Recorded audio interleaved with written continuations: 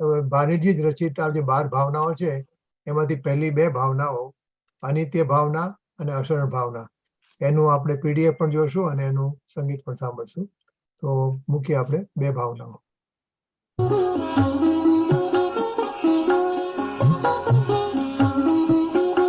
અનિત્ય ભાવના.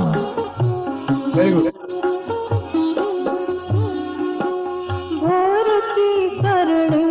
छटासम क्षणिक सब संयोग है, पद्म पत्रों पर पड़े जल बिंदु सम सब भोग है, बिंदु सम सब भोग है। सांध्य दिन कर लालिमा सम लालिमा है भाल की, सब पर पड़ी मनहूस छाया विकट काल कराल की, विकट काल कराल की।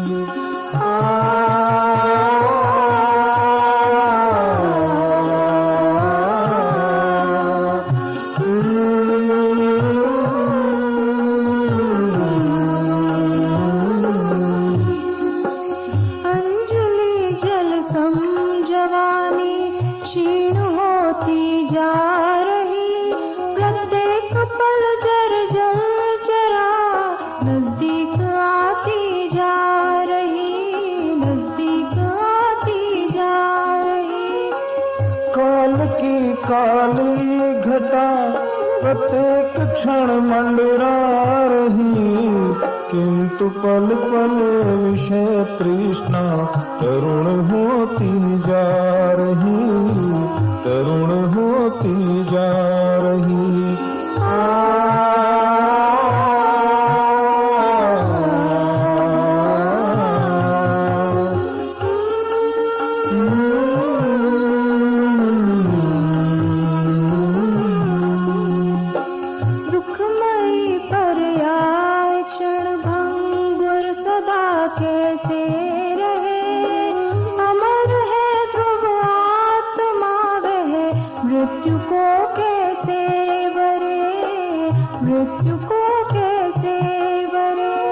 ध्रुवधाम से जो विमुख रहे पर्याय ही संसार है, ध्रुवधाम की आराधना आराधना का सार है, आराधना का सार है।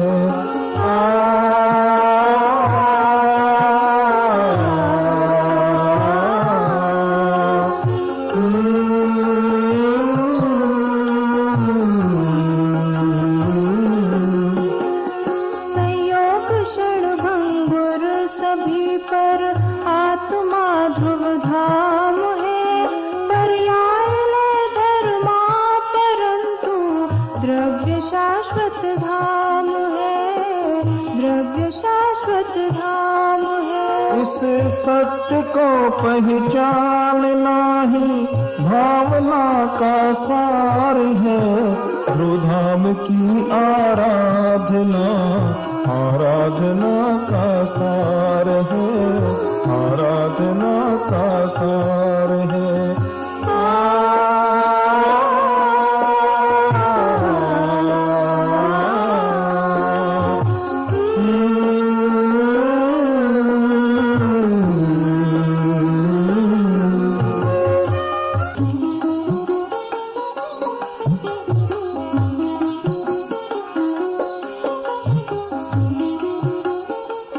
शरण भावना।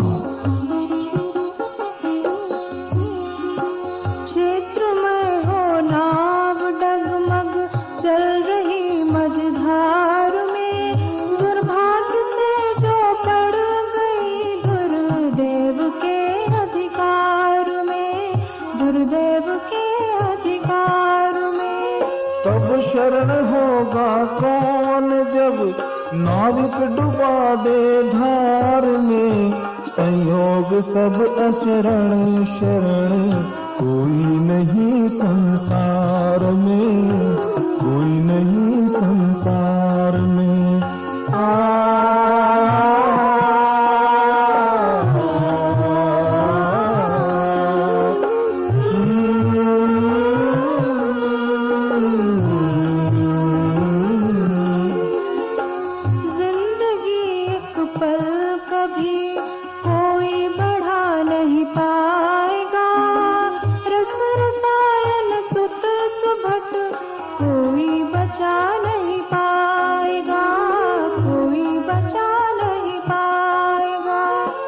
सत्यार्थ है बस बात यह, कुछ भी कहो व्यवहार में, जीवन मरण अशरण शरण कोई नहीं संसार में, कोई नहीं संसार में।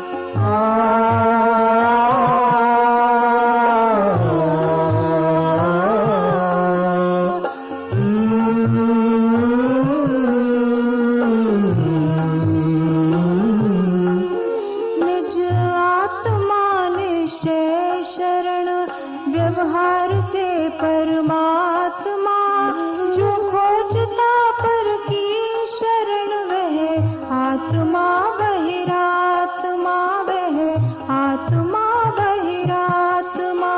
ध्रुव धाम से जो विमुख वह, पर्याय ही संसार है, ध्रुव धाम की आराधना, आराधना का सार है, आराधना का सार है।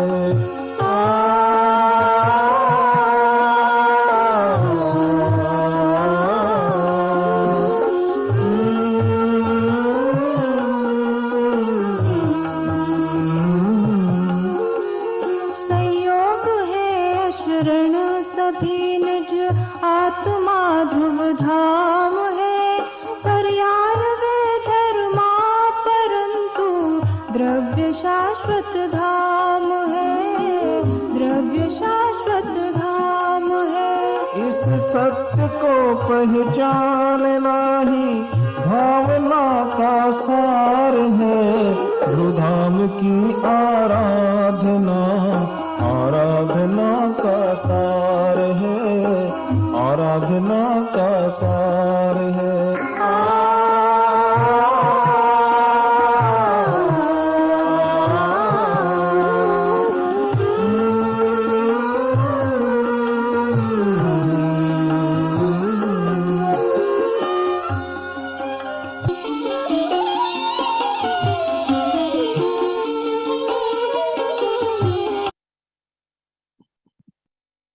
सभी को जय जिनेन्द्र। पंडित अरुण जी, आपका बहुत स्वागत है। पंडित जी, आज की सभा में पहले 20 या 25 मिनट तक आप डॉक्टर हुकमचंद जी भारिल को श्रद्धांजलि अर्पित करेंगे, और बाद में जिन मुमुक्षुओं ने भारी जी का एकदम संपर्क का रहे थे, निकट के संपर्क में, उनको श्रद्धांजलि देने का अवसर मिलेगा, और कलाबेन अपने को बोलेंगे किसको बोलना है। तो पंडित जी, आप शुरू कीजिए। जय जिनेन्द्र। जय जिनेन्द्र। जो मोह माया मान मत्सर मदन मर्दन वीर है, जो विपुल विघ्नों बीच में भी ध्यान धारण धीर है, जो तरण तारण भव निवारण भव जलधि के तीर है, वे वंदनीय जिनेश तीर्थं कर स्वयं महावीर है। आज जो घटना घटी है, चाहते हैं कि ऐसी घटना नहीं घटे। बड़ी हृदय विदारक, मन को व्यथित करने वाली ये घटना है। सबको पता है कि डॉक्टर भारिल नहीं रहे। कल रात्रि तक स्वाध्याय सही था। कल टोडरमल स्मारक में जो बच्चे पढ़ते हैं और पढ़ते हुए शास्त्री पूरी कर लेते हैं, तो उनके विदाई का कार्यक्रम, फेयरवेल, वो होता है। 2 दिन का था, कल और आज। कल 2-3 सेशन में, सत्रों में वो कार्य हुआ, सुबह, दोपहर और रात्रि को। रात्रि को कार्यक्रम 11:45 हिंदी समझ में, 10:45 तक चला, 49 तक चला था। उस कार्यक्रम के बाद परिवार के और 1-2 वैसे नजदीकी वहां बहरील के पास गए थे। वैसे ही जाते हैं, वैसे गए थे। जो लास्ट मतलब जो विदाई का कार्यक्रम था, फेयरवेल का, उसमें जो कक्षा क्लास जा रही थी उसका नाम बच्चे ही चूज करते हैं, पूछ लेते हैं, तो इंद्रक नाम रखा उस कक्षा का। तो वो इंद्रक शब्द का अर्थ समझाने का प्रयास बारिल साहब और जो लोग उनके पास आए थे उनको बताने का प्रयास कर रहे थे। कुछ शब्द टूटे फूटे निकल रहे थे, लेकिन इसका आशय सिर्फ इतना ही समझना कि वो अंत तक इसी मार्ग पर तत्व चिंतन में ही रहे, इतना ही उसका सार है। रात को जो 12 बजे भी तत्व चर्चा ही, कल की बात, जीवन भर तो था ही, कल की बात है। कल उन्होंने शाम को मेडिकल चेकअप हुआ था घर पर। डॉक्टर ने कहा है कि आपको कुछ खाना होगा। तो उनके परिणाम वैसे हो ही गए थे, वैराग्य के। किसको खिलाना, ये उनका जवाब। मतलब कुछ भी नहीं खाएंगे। उन्होंने सब कुछ त्याग दिया था। जो हिंदी में नारियल पानी, पानी होता है नारियल का, कोकोनट वाटर, जो भी आप कहते होंगे, मुझे नहीं पता। उसके ये तो जल जैसा है कि नहीं, कुछ नहीं लेना। पत्नी, जिनको हम छोटी बाई कहते हैं, छोटी बाई से कह दिया कि अब कुछ नहीं खिलाना पिलाना, कोई खाने पीने का भाव नहीं। और कुछ अंदाज, आभास परिस्थितियों से होता है, बीमारियों से होता है। बीच में एक बात और बताऊं कि डॉक्टरी चेकअप में सब कुछ नॉर्मल था, तबीयत ठीक थी, जागृत थे, विवेक उनका, बेहोश ऐसे नहीं कि बेहोशी में गए, जागृत थे। परिवारजनों से, जैसे पुत्र पत्नी शांति कुमार जी पाटिल जो वहाँ प्राचार्य हैं, वहीं सर्वे सर्वा हैं एक तरीके से। पुत्र परमात्मा बारिल, उन सबसे कहा शोक नहीं करना, किसी तरह से राग द्वेष दुख मत करना। मतलब कुछ आभास उनको हो गया था। ये बात लोगों ने मतलब कुछ बोलने का प्रयास किया तो आवाज लड़खड़ा रही थी, समझ में नहीं आता था। कागज और पेन मंगाया, लिखा उन्होंने, कोई शोक नहीं करना, कोई किसी तरह से राग मत रखना, राग नहीं रखना है, शोक नहीं करना है। और ये भी कह दिया कि भाई आप लोगों के परिणाम ठीक नहीं रहेंगे, आप लोग जाइए इधर। तो अपना ध्यान तो उन्होंने रखा ही था, साथ में मेरे कारण से कोई दुखी हो, वो भी उन्होंने ध्यान रखा, उसका भी ध्यान रखा। बोला नहीं गया तो हाथ से लिख के दिया। रात्रि में 3 बजे, 3, हिंदी समझ में आती ना, 3 बजे वो बाथरूम के लिए गए। मुझे ये नहीं बताना कि 3 बजे बाथरूम के लिए गए, मुझे ये बताना है कि वो बिना किसी सहारे के, कोई पकड़ के ले गया, वो ऐसा नहीं है। बिना सहारे के गए, मतलब स्वस्थ थे, विवेक उनका जागृत ही था, और जाते समय लेटे जरूर थे लेकिन विवेक वैसा ही जागृत था।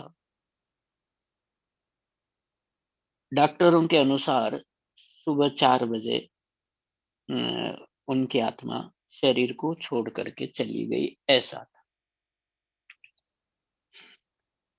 आज अंतिम दिन था वो कक्षा का, उसमें उनको आना भी था, भावना भी थी। कुछ व्यक्तिगत हल्का सा कषाय, मान कषाय की वजह से नहीं। मैं रिटायर्ड हो गया 31 जनवरी को। 5 फरवरी को अपने यहाँ पर, मैं जहाँ रहता हूँ वहाँ मंदिर है, मंदिर में कार्यक्रम था। 2 फरवरी को उनके पास गए थे कि दादा ऐसा ऐसा है। मैं खुद गया था। स्वास्थ्य सही रहेगा तो 100% मैं आऊंगा। आए थे और पौन घंटे तक उन्होंने जिनवाणी सुनाई। वो अंतिम प्रवचन था एक प्रकार से। तो मैं व्यक्तिगत इसलिए कह रहा हूँ कि मेरे से स्नेह तो बहुत अधिक था ही। उसके अलावा संजय जी गोधा, वीतराग विज्ञान जो मैगजीन निकलती है मंथली, उसके सह संपादक को एडिटर थे। उनकी जगह किसको बनाया जाए, तो और विचार आए होंगे, जितने भी विकल्प आए होंगे। मुझे बुलाया कि ये करना है। मैंने कहा जो आपका आदेश।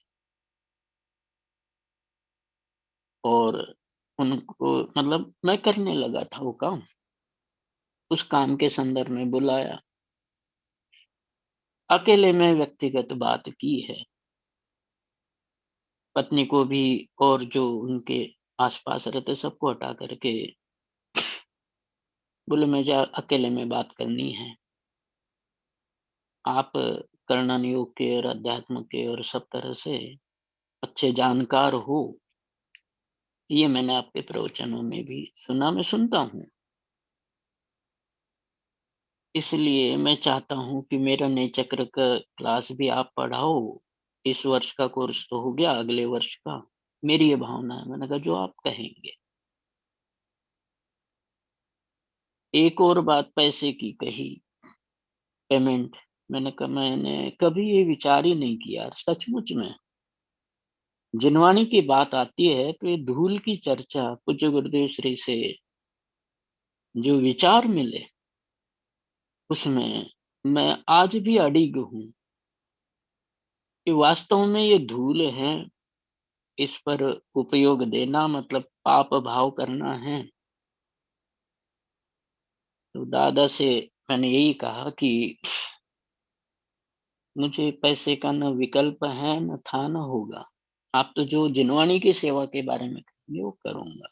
बोले फिर मुझे आपका ये उत्तर होगा ये पता है, फिर भी मैंने अकेले में आपसे बातें करने का अभिप्राय मेरा केवल इतना ही था कि मन में कुछ है कि दादा कुछ भी नहीं है, आप जैसा आदेश करेंगे वैसे करेंगे, आप जो कहेंगे वो करेंगे। तो कहने का अभिप्राय इतना था कि मेरे से मैं व्यक्तिगत भी उनसे बहुत अनुराग रखता था और वो भी मुझसे बहुत अनुराग रखते। औरों की तरह मेरी आदत नहीं थी कि आमने सामने बहुत ज्यादा जाना करना ये करना। मैं बहुत आदर सम्मान निष्ठा रखता था, रखता हूँ।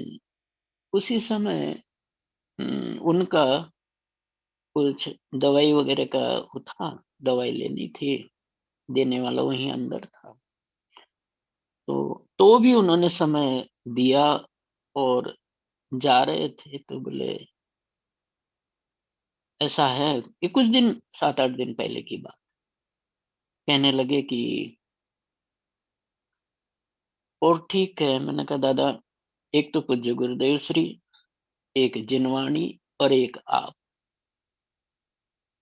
मैं इन तीनों से ही बहुत ज्यादा प्रेरित हूँ और हकीकत में मैं इन्हीं तीनों के लिए जीता रहूंगा। और सचमुच में आप लोगों के सामने भी श्रद्धांजलि सभा में बात कह रहा हूँ, इन तीन के अलावा मेरा भाव भी नहीं बनता। स्वामी जी के ही सुनता हूँ और बीच बीच में दादा के टीकाओं को देखता रहता, और कभी किसी विषय पर अटक गया तो उनके भी प्रवचन सुनता हूँ। जो बात है वो ही बता रहा हूँ आपको। स्वामी जी हमारे और उनके जीवन में भी बहुत अधिक महत्व रखते थे। कैसे? स्वामी जी ने तो बहुत प्रशंसा की, आपने भी सुनी। शोषम भी बहुत अच्छा था। स्वामी जी जिनके पुण्य का उदय था उनको मिले। इनके बड़े भाई रतन चंद जी भारी सरकारी नौकरी में थे। इनके राग की वजह से सब सरकारी नौकरी छोड़ करके इनका राग तत्व प्रचार प्रसार की भाव। इनके पिताजी से शुरू करें तो पिताजी ने भी कहा था कि मेरे बेटे इस मार्ग में रहे धर्म के। हुआ भी वैसा ही। बहुत अच्छा वक्तृत्व उनका होता था, शैली बहुत अच्छी, आवाज भी सिंह गर्जना की तरह। और उस जो व्यक्तित्व था, उस व्यक्तित्व को पूज्य गुरुदेव श्री का सानिध्य मिला। बहुत बातें बीच में होती है, सब कुछ है, लेकिन उत्तर भारत में, दक्षिण भारत में भी पूज्य गुरुदेव श्री को बाबू भाई और हुकुम चंद जी दोनों ने पहुंचाया। दोनों का जोड़ा था। उनके बारे में मैं यदि इतनी ही देर कहूं तो समय पूरा नहीं हो पाएगा, क्योंकि इतनी स्मृतियां हैं, इतनी भावनाएं हैं। उन्होंने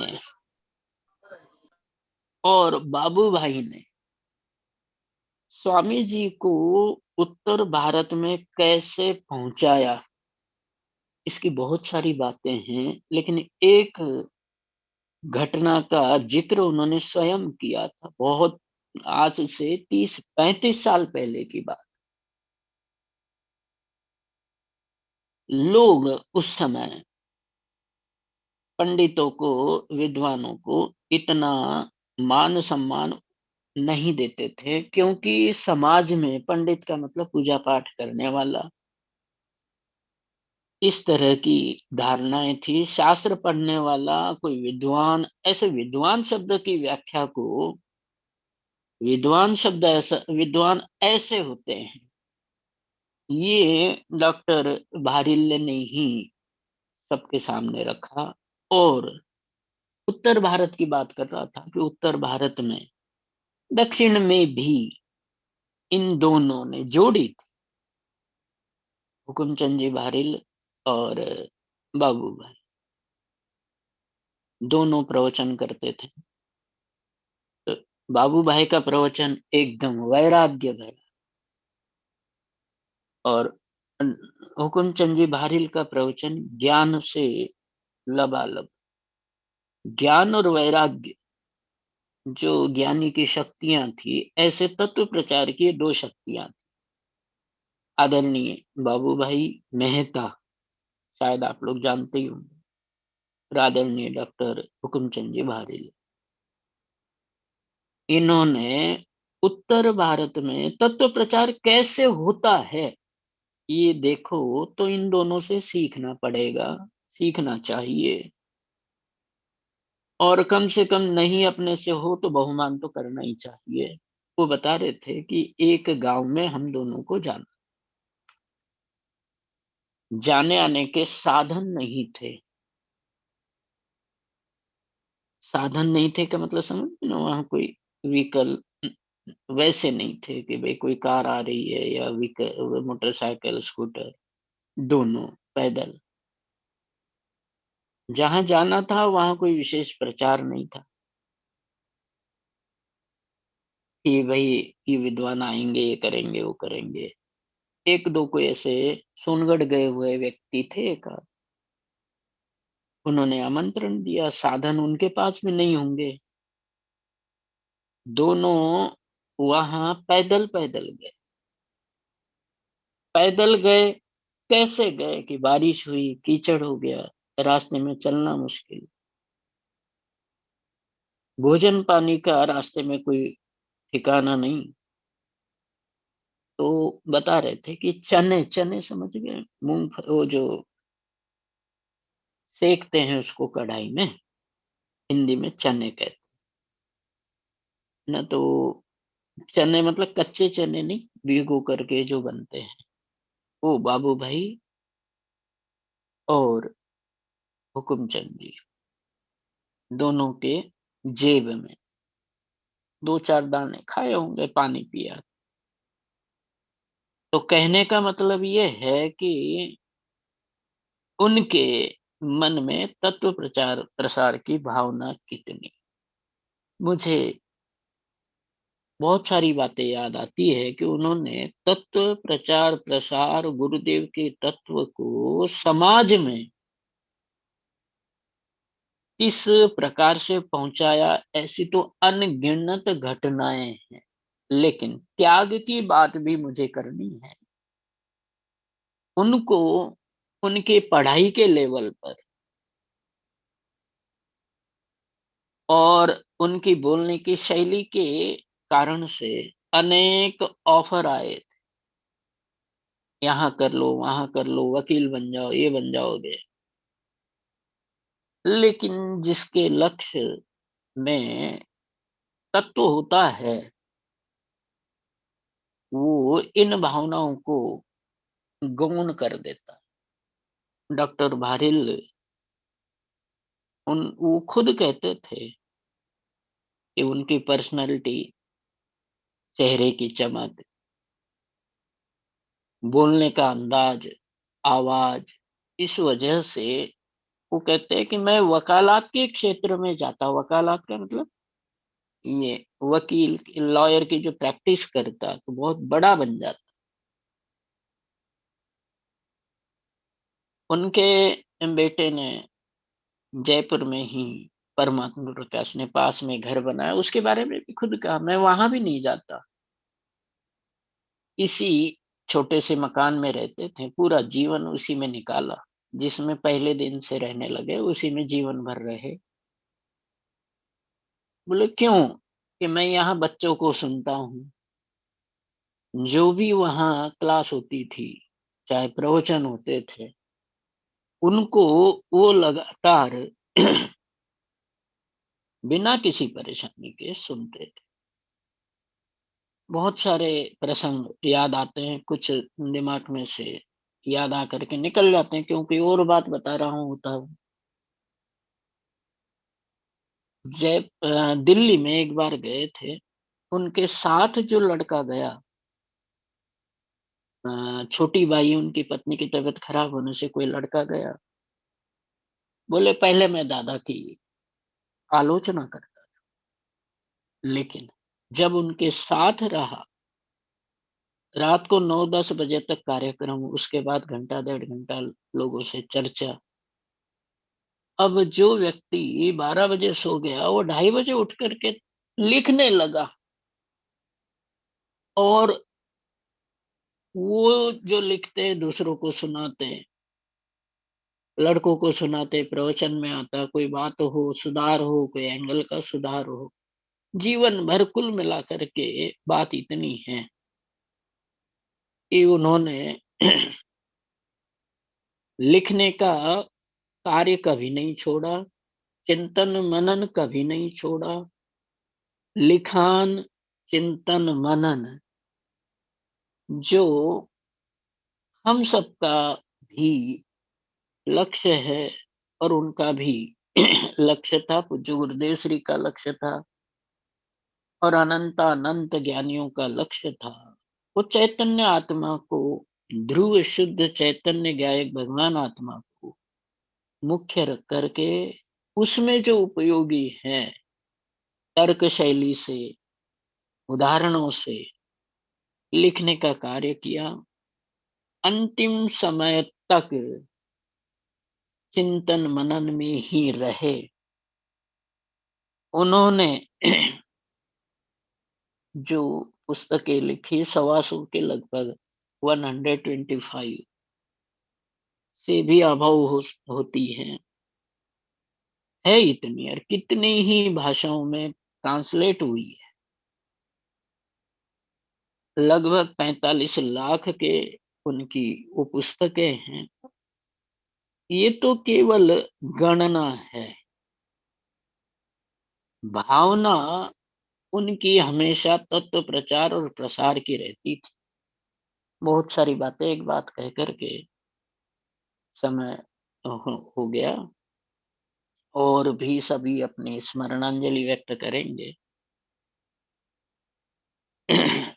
वो कभी किसी भी छात्र को, स्टूडेंट को शास्त्री करने के बाद इधर जाओ उधर जाओ, ऐसा कभी कोई संदेश या प्रेरणा या प्रोत्साहन नहीं देते।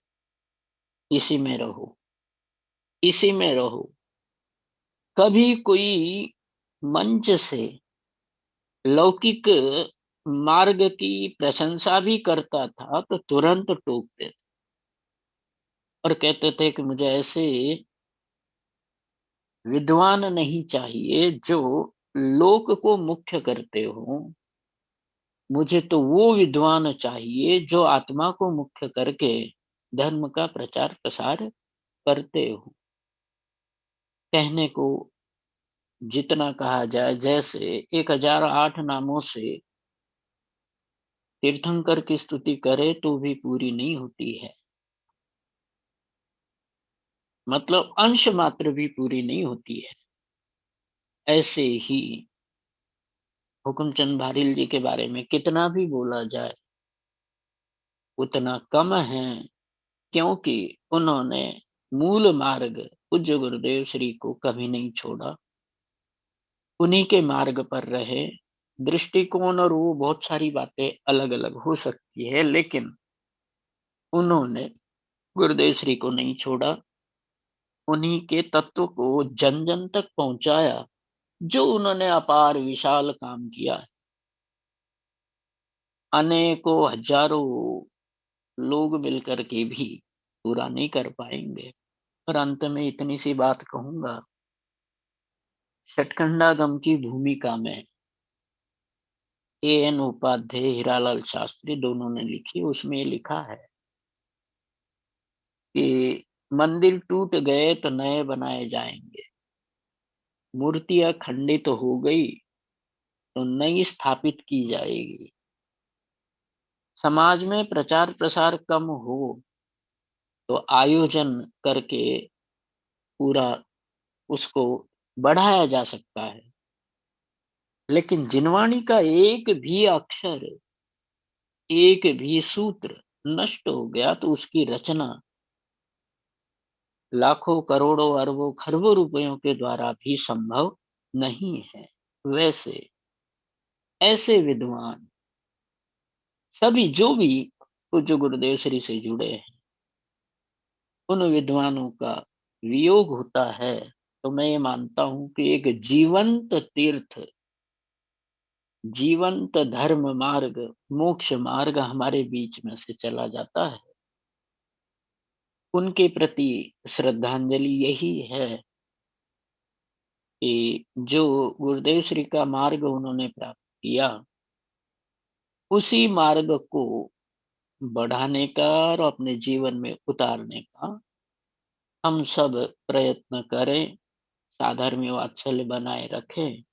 यही उनके प्रति हमारी सच्ची श्रद्धांजलि होगी। मेरा भाव ऐसा ही है। इन्हीं भावों से मैं अपनी श्रद्धांजलि समर्पित करते हुए अपने 2 शब्द पूरे करता हूँ। सभी को जय जय। अरुण जी, जिनेंद्र पंडित जी। अरुण जी, एक बात है कि हम जो हम्म, गुजरात वाले होते हैं ना, हम लोग, हमें इतना मालूम नहीं पड़ता है कि अनिल जी और बाबू भाई आपने बोला, उन्होंने जो काम किया हिंदी भाषी प्रांत में, जो कट्टर मुनिपंथी होते हैं उनके बीच में रहकर गुरुदेव की बात सुनाना, वो बहुत ही कठिन काम है। तो हम जो गुजरात वाले हैं उसको मालूम इतना इतना नहीं आइडिया आता है कि वो कैसे काम किया होगा। तो उनके बारे में आप कुछ बताएंगे कि बाली जी ने ये मुनिपंथियों के बीच में रहकर कैसे किया?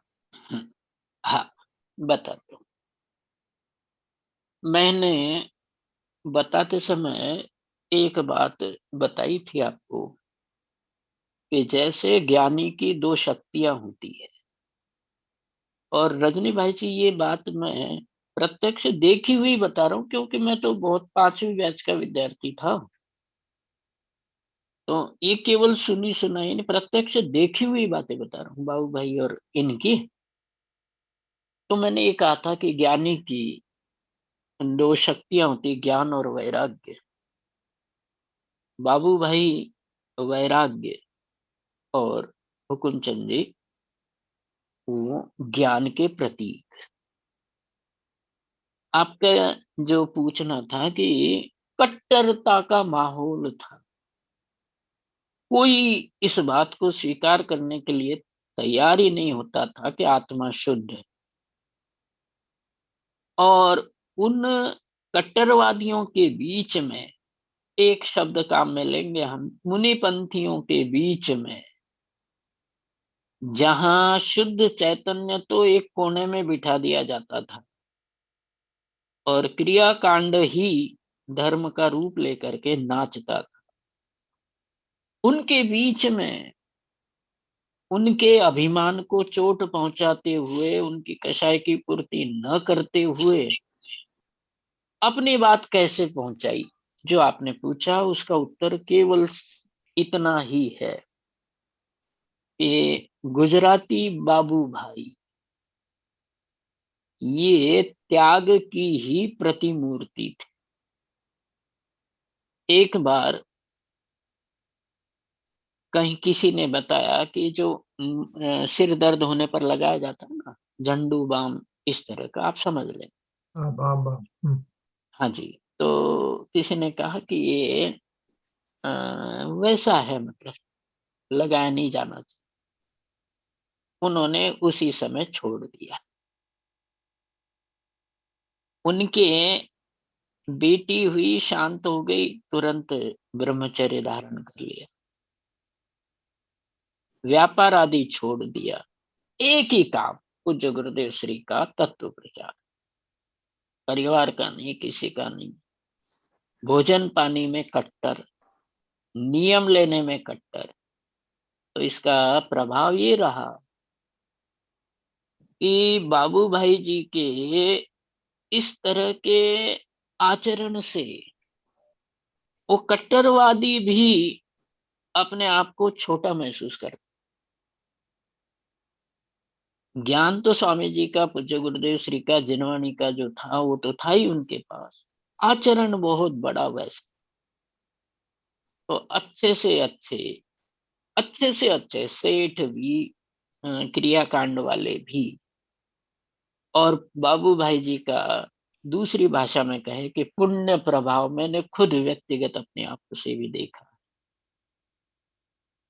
वो पुण्य प्रताप उनका, उनका आचरण, जो अपने आप को ब्रह्मचारी या मुनि मानते थे, उनमें भी वो कट्टरता रो बात नहीं थी, और ज्ञान तो था ही साथ।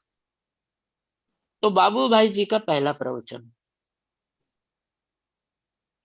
जैसे आपने अभी अनित्य भावना, शरण भावना, तो उससे बाबू भाई जी इसी तरह के वैराग्य के प्रवचन से पहले वहां वातावरण बनता था। डॉक्टर साहब की, हुकुमचंद जी भारिल साहब की तर्क शैली, सरल भाषा में कहने की शैली, आवाज, और सबको एक नया विषय देने का प्रयास, उससे दोनों का जोड़ा बन गया। और वो लोग एक जगह पहुंच गए, प्रभाव हो गया। दूसरा, अनेक बातें हैं रजनी भाई जी, वो वहां पर जहां भी जाते हैं वहां कार्यक्रम कराते, लोगों को साथ में ले जाते हैं। और कैसा किया ये बताऊं आपको। छोटा सा गांव है, मंदिर की व्यवस्था नहीं है, तो वहां व्यवस्था कर देते, घोषणा कर देते। और इतना उनका प्रभुत्व था कि किसी अपने गुजराती सेठ को कह दिया कि इतना देना है, तो यहाँ ये पहुंचाना है। ना नाम का शब्द ही नहीं था। मुझे एक बात मैंने सुनी देखी नहीं है, बाबू भाई सोनगढ़ में वो स्लिप पढ़ते थे, दान इसका इतना, रजनी भाई का इतना, है ना, इस बहन का इतना, इस भाई का इतना। तो वो 2 4 5 मिनट टाइम जैसे आप लोगों का होता है वैसा ही वो 10 मिनट 15 मिनट का टाइम रखते थे। ऐसा कहते थे कि पूज्य गुरुदेव सिंह का पुण्य प्रताप इतना था कि कभी भी वो स्लिप पूरी पढ़ी नहीं गई, वो बनने की बनी रहती। तो यही बात, बाबू भाई जी का भी पुण्य प्रताप इस तरह का था कि जहां कहीं जाते हैं, मतलब अनेक कारण हैं प्रभावना के। अब धीरे धीरे क्या होता था कि लोग स्वामी जी के पास आने लगे, एक आ गया वो 2 4 को लाता। अलवर की बात बताओ, राजस्थान डिस्ट्रिक्ट प्लेस है वहां, पहले जब स्वामी जी के टाइम की बातें हैं, वहीं से प्रचार प्रसार समझ में आ जाएगा। लोग सोनगढ़ अपनी दुकान बंद करके जाते थे श्रावण महीने के शिविर में और शिविरों में। 8 दिन बंद, बिजनेस का वो टाइम होता था तब। इतना लगाव लोगों को तत्व से, सोनगढ़ से, स्वामी जी से हो। और लोगों की भावनाएं भी ऐसी होती थी। पति पत्नी वहां जाते थे। एक धर्मचंद जी, उन्होंने बताया कि हम सोनगढ़ पहुंचने तक ही पति पत्नी साथ होते थे। उसके बाद पत्नी कहाँ है, पति कहाँ है, किसी को कुछ नहीं पता। वहां डेट का पता नहीं है, डे का पता नहीं है। बस हल्का फुल्का जैसे कुछ दिन बीत गए तो याद आ जाता था कि जाना है, इतने दिन का कार्यक्रम। ऐसा चौथे काल जैसा माहौल था। तो मैं ये कहना चाहता हूँ कि पूज्य गुरुदेव श्री के पुण्य प्रताप से जगह जगह ये दोनों प्रचार प्रसार करने लगे। प्रारंभ में परिश्रम किया, बाद में भी परिश्रम किया, लेकिन पहली बार जब ये जाते थे तो बड़ी वो थी, बड़े परिश्रम की जरूरत थी, वो उन्होंने किया। बाद में तो स्वामी जी के पास लोग आते थे और धीरे धीरे स्वामी जी का तत्व पहुंचने लगा, मूल तत्व पहुंचने लगा स्वामी जी का। फिर बाद में तो प्रोग्राम ही बनाते थे दोनों मिलकर के, और जगह जगह कार्यक्रम करना। तो सार इतना है कि इन दोनों ने तत्व प्रचार के लिए ही अपना जीवन समर्पित कर दिया था, समय समर्पित कर दिया था। कई बातें कहने की हैं, अनेक एंगल है, लेकिन आपका समय का भी मुझे ध्यान रखना है। थोड़ा सा जो आपने पूछा उसका संक्षेप में बता दिया है। बहुत बढ़िया। मेरा परिचय डॉक्टर बारिल जी से 1980 में हुआ, जब गुरुदेव श्री का देहावसान हुआ। तब हम सब लोग बम्बई से सोनगढ़ पहुंच गए वही रात में, और दूसरे दिन उनकी अग्नि संस्कार की क्रिया करने के बाद जो विद्वानों का प्रवचन हुए, जो विद्वानों के प्रवचन हुए, उनमें सबसे पहले प्रवचन था युगल किशोर जी का समयसार गाथा 6 पर, और बाद में प्रवचन हुआ डॉक्टर बारिल जी का समयसार गाथा 31 पर। तो जब भी मैंने वो प्रवचन सुना, तभी मुझे ऐसा लगा कि उनको हम अमेरिका बुलावे, और मैं उनसे मिलना चाहता था। लेकिन डॉक्टर बारिल जी सब लोगों के बीच में इतने व्यस्त थे, और माने उनसे मिलना मेरा नामुमकिन हो गया। तो जस्ट इट सो हैपेंड कि after 2 or 3 years there is somebody named Ramanik Bhai Wadar. He decided to sponsor Barilji's trip to America. And at that time, there was no email, there was no phone communication like what we have now. So we were doing letter writing. And then Barilji का यहाँ आना चालू हुआ, तो अभी तक चालू रहा, लास्ट ईयर तक। उनकी इस सभी यात्राओं में सबसे पहली यात्रा मुझे बहुत यादगार है। बारिल जी आए थे, तभी उन्होंने पैंट और हम जो बुश कोट बोलते हैं ना, बुश शर्ट, तो पैंट और बुश शर्ट खादी के, सफेद खादी के पहने थे, और माथ में टोपी रखी थी, अभी भी याद है, वेरी फर्स्ट टाइम। बाद में फिर उन्होंने धोती और कुर्ता चालू कर दिया, लेकिन फर्स्ट टाइम उन्होंने पैंट और शर्ट पहना था। और हम उनको यहाँ से सिद्धाचलम लेके गए थे, और उनका भी वो जो प्रवचन हुआ, उनकी जो बुक है ना, आत्मा मैं कौन हूँ, उसका 3रा चैप्टर आत्मानुभूति, प्रक्रिया और क्रम, उनमें से जो लास्ट से बट वन लास्ट पैराग्राफ है, it was based on Samaysar गाथा 144। तो उन्होंने इतना मार्मिक ढंग से और सरलता से समझाया था कि then I became a fan of doctor Bharill, forever. अभी बहुत बातें करनी है, लेकिन अभी मैं उनका ऐसा प्रशंसा करूं, उसके जगह पर मैंने 3 रेफरेंस निकाले हैं। यह है समयसार सिद्धि पार्ट 8, उनमें गुरुदेव श्री ने बारिल जी के बारे में क्या बोला है, वो मैं जस्ट शॉर्ट में पढ़ के दिखाता हूँ। पेज 54।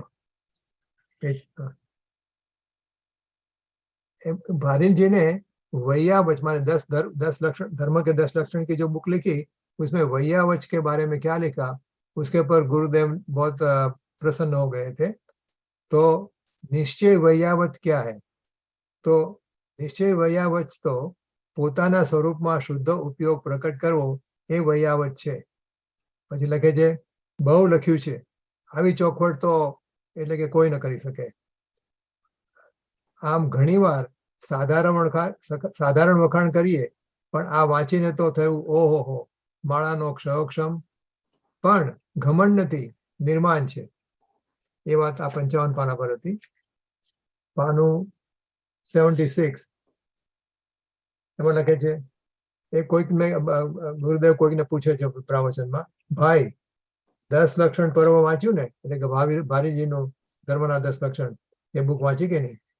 જગમોહન લાલજીએ તો હુકમચંદજી માટે લખ્યું છે, આને તો સરસ્વતીનું વરદાન છે।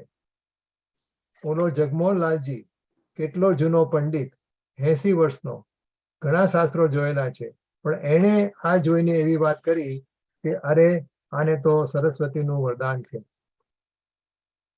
Next page 122।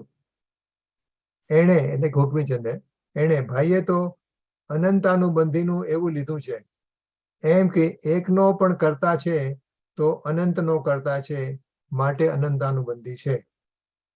એનો અર્થ એ કે એકનો કરતા થાય તો અનંતનો કરતા છે, એવો અભિપ્રાય થયો। એકનું કરી શકું તો આખી દુનિયાનું હું કરી શકું, એમ અભિપ્રાયમાં છે। અભિપ્રાયમાં મિથ્યાત્વપણું અનંત છે, એની સાથે કશાય થાય તે અનંતાનુબંધી કશાય છે। એટલે બારીજીની આવી વ્યાખ્યાઓ, અને આપણે જાણીએ છીએ રંગ, રાગ અને ભેદ, જે એમણે લખેલું છે, મેં જ્ઞાનાનંદ સ્વભાવમાં હું, એમના પણ ગુરુદેવ વખાણ કરતા થાકતા નહોતા। તો અમારે વધારે ટાઈમ નથી લેવો। પણ એટલે આપણે ગુરુદેવના પ્રચાર પ્રસારમાં ટોડરમલ સ્મારક ટ્રસ્ટ તરફથી જે પણ કાર્ય થયું છે એ અનકમ્પેરેબલ છે. અને ભારેલજી એમાં દેખાઈ આવે છે કે ખાલી વિદ્વાન નહોતા, પણ એ વોઝ અ વેરી કુશળ, જેને કે કુશળ એક્ઝિક્યુટિવ હતા, સ્થાપક હતા, સંચાલક હતા, પ્લાનર હતા. તો ભારેલજીએ ટોડરમલ સ્મારક ટ્રસ્ટને એવી રીતે ચલાવ્યું, શિસ્તબદ્ધ રીતે, સિસ્ટમેટિક રીતે, કે આપણે એને ટોડરમલ સ્મારક ઇન્ટરનેશનલ કોર્પોરેશન કહી શકીએ. અને એ ઇન્ટરનેશનલ કોર્પોરેશનના ભારેલજી ફાઉન્ડર, પ્રેસિડેન્ટ અને સીઈઓ હતા. એટલું કહેવાથી જ ખ્યાલ આવે આપણને કે ભારેલજીનું કામ કેટલું મહત્વનું કામ કરી ગયા છે. અને એક જ વસ્તુ કહેવાની વધારે મન થાય છે કે જ્યારે તો વર્ષોથી આવતા હતા અમેરિકા અહીંયા, અને જ્યારે અહીંયા હતા ને જે સમર ટાઈમમાં, તે જ વખતે એમના જે ટોડરમલ સ્મારક ટ્રસ્ટના જે પરીક્ષાનો જે રિઝલ્ટ હોય ને એ તે વખતે આવે. એટલે જ્યારે અમેરિકા હોય ત્યારે ત્યાંનું રિઝલ્ટ બહાર પડે.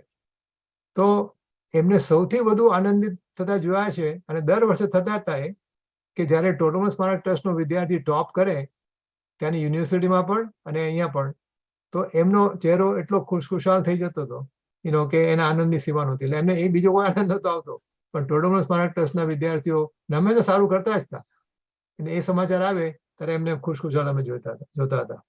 હવે આવી તો બધી ઘણી વાત છે, હવે ટાઈમ ઓછો છે એટલે હું બીજાને ચાન્સ આપું છું. અને પણ એમની ખોટ કોઈ દિવસ પૂરી શકાશે નહીં, એ તો નિર્વિવાદ છે. ધન્યવાદ. Thank you. જય Jinendra. Thank you Rajnibhai. I think આપણે એક જણને હમણાં લેશું ને પછી મંગલજી લેશે. તો કિરીટભાઈ ગોસલિયા. કિરીટભાઈ. जय जिनेन्द्र. जय जिनेन्द्र. आज की मोना की ये सभा में पंडित डॉक्टर हुकमचंद भारेल की ओर से श्रद्धांजलि के देने का अवसर मिला है. ये बहुत दुखद अवसर है. गुरुदेव ने ज्ञान सूर्य का उदय हुआ था, और भारेल जी ने ज्ञान भानु को सारे विश्व में फैला दिया, जन जन तक फैला दिया. गुरुदेव के सभी सिद्धांतों को भारेल जी ने सारे विश्व में फैलाया. एक छोटा सा प्रसंग मुझे याद आता है कि जब हम फिनिक्स में मूव हुए 1983 में, जब पहली दफा भारेल जी यहाँ पर आए, तो उन्होंने जो अहिंसा पर जो प्रवचन दिया था वो मुझे अक्षरशः याद है. ये प्रवचन कि उन्होंने किस तरह से, कितनी सरलता से बताया था. तो मेरे जीवन में जो धर्म का प्रवेश हुआ और वेग हुआ, तो ये भारेल जी का फर्स्ट प्रवचन जानने के बाद में हुआ था. उनको प्रवचन देने की शैली तो सबको मालूम ही है, और 40 साल तक यहाँ पर विश्व भर में गए और अमेरिका में भी आए. मगर इम्पोर्टेंट थिंग तो वो है कि उनकी धर्मनिष्ठा भी इतनी थी. हम जयपुर में गए थे करीबन लेट 90s में, और उनके घर पर पहुंचने में थोड़ा सा देर हो गया था, 24 का टाइम हो गया. तो हमको बोला कि किरीट भाई, विभूति बहन, आप आए हो, थैंक यू वेरी मच, मगर हम आपको खाना नहीं दे सकते हैं, सूर्यास्त हो गया है, तो we will not be able to. उसको उन्होंने ऐसा भी नहीं कहा हम सॉरी है, ऐसा नहीं, ये हमारी प्रथा है, तो हम आपको खाना भी नहीं दे सकते हैं. तो इस तरह से जितना ज्ञान है उतना भी वैराग्य की भावना भी उनमें थी. तो उनके मेडिकल प्रॉब्लम के लिए मुझे बहुत से दफा उनसे बात हुई. तो ये मेरा सद्भाग्य था कि मुझे उनके साथ ये सब बातें करने का और उनके साथ में रहने का ये मुझे अवसर मिला था. तो सभी को बोलने का है, तो अभी बस इतना मुझे टाइम मिला है. तो ये तत्व ज्ञान उनको जीवन में भावी उपयोगी है. आप शीघ्र सिद्धालय में अनंत सिद्धों की संगति में आ जाओ, ऐसी भावना से मैं अपना वक्तव्य पूर्ण करता हूँ. जय Jinendra. Thank you very much. Thank you Kirit bhai. તો અરુણાબેન, એવરીબડી ટેક 2-3 મિનિટ્સ, કારણ કે ઘણા બધાને બોલવું છે, તો 2-3 મિનિટ લેશો તો I will appreciate that. Arunaben. હાજી હાજી, જય જિનેન્દ્ર ગ્રુપને બહુ સેડ ન્યૂઝ છે. આઈ વોઝ રિયલી કેરીડ અવે. એમની તો ઉંમર ઘણી હતી ને એક્સપેક્ટેડ હતું કે one day this will happen, but when it happens is hard to take. મને તો ગુરુદેવનો પરિચય જ ભારીલજી દ્વારા થયો છે.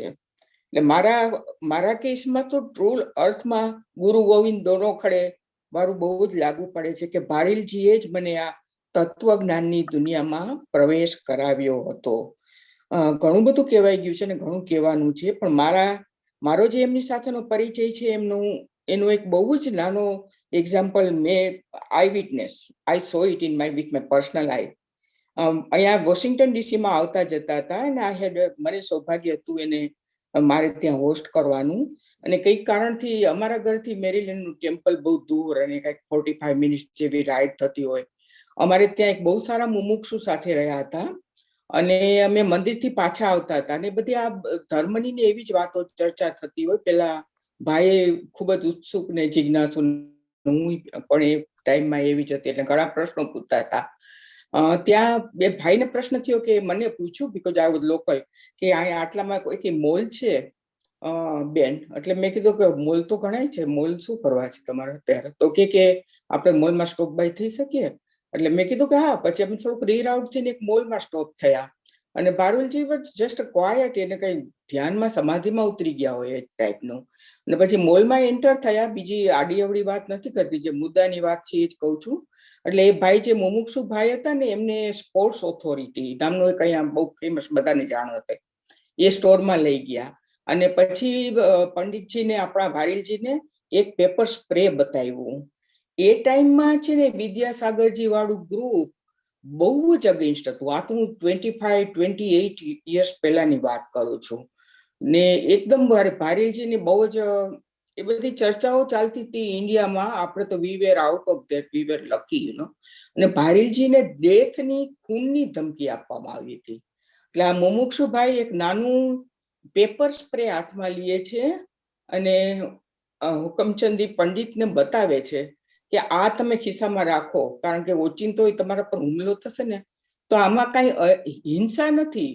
પેલા માણસને તમે છાંટશો ને એટલે એકદમ 2-3 પગલા પાછળ હટી જશે ને એનું આંખો છે ને એ બધી બ્લર થઈ જાય. એમ આપણે તો કઈ બહુ ડિટેલમાં ખબર નથી. અને I heard him what he said कि आपकी भावना में समझ सकता हूँ, पर भाई साहब मुझे माफ कर दो, ये मेरी सिद्धांत की विरुद्ध है. मैं ऐसी बात मैं ऐसा कोई साधन अपने साथ नहीं रख सकता.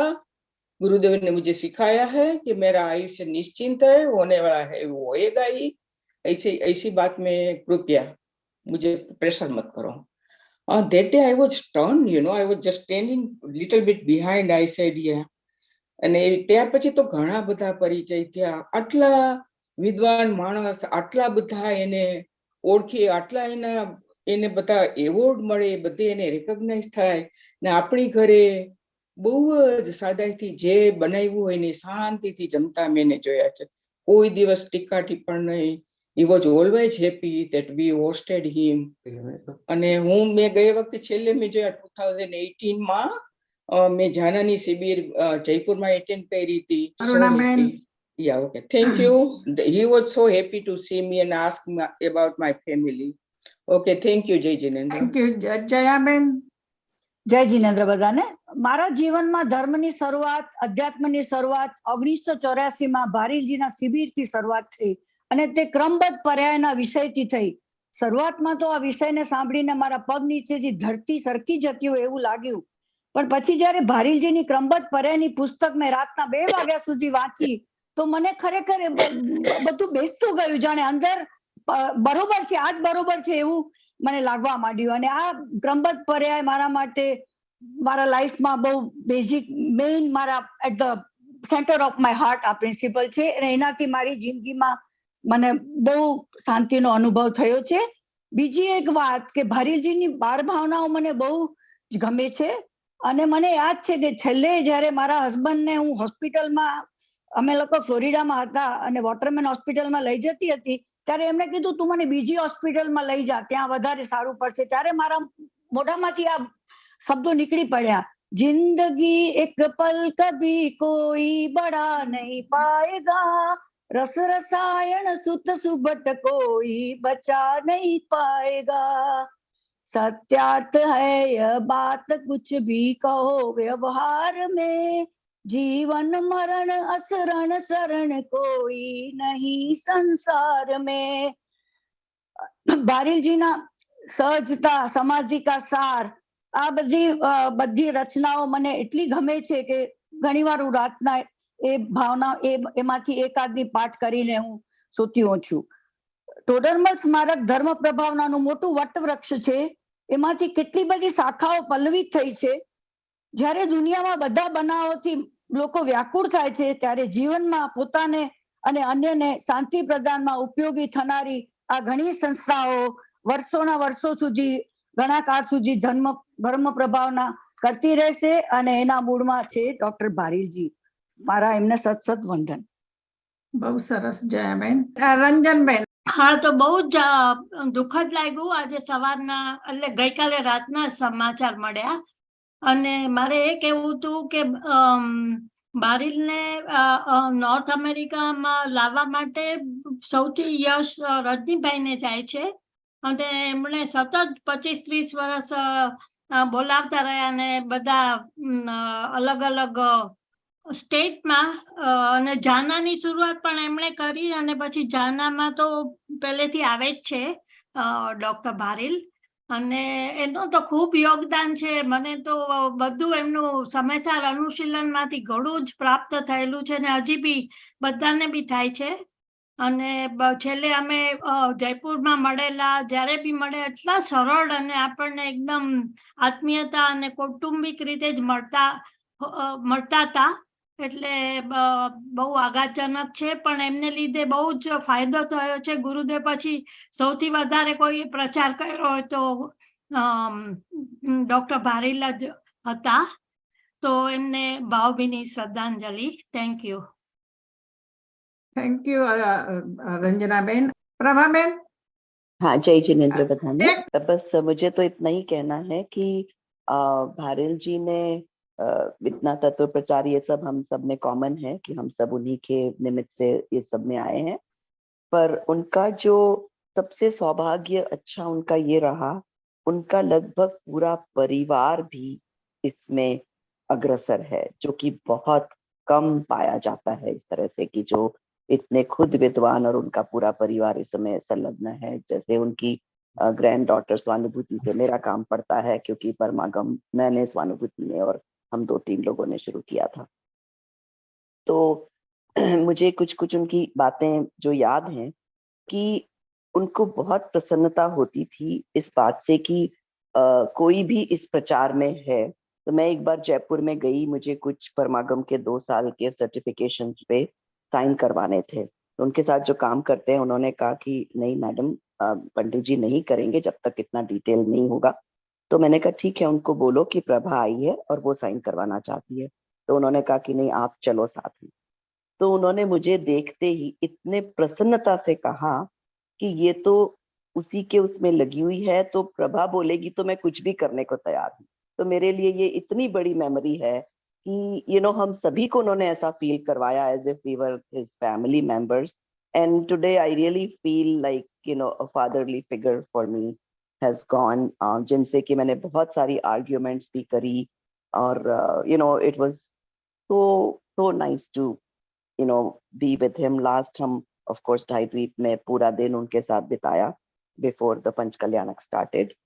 तो बस उतना ही मुझे कहना है. और उनके एक और बात ये है कि ये भारील जी, संजीव जी, जो भी 3 व्यक्तियों का भी उनकी ओर से सोचो तो उनके लिए तो बहुत अच्छा हुआ. वो तो स्वर्ग चले गए और अब वो सिमंदर भगवान की दिव्य ध्वनि भी सुन रहे होंगे.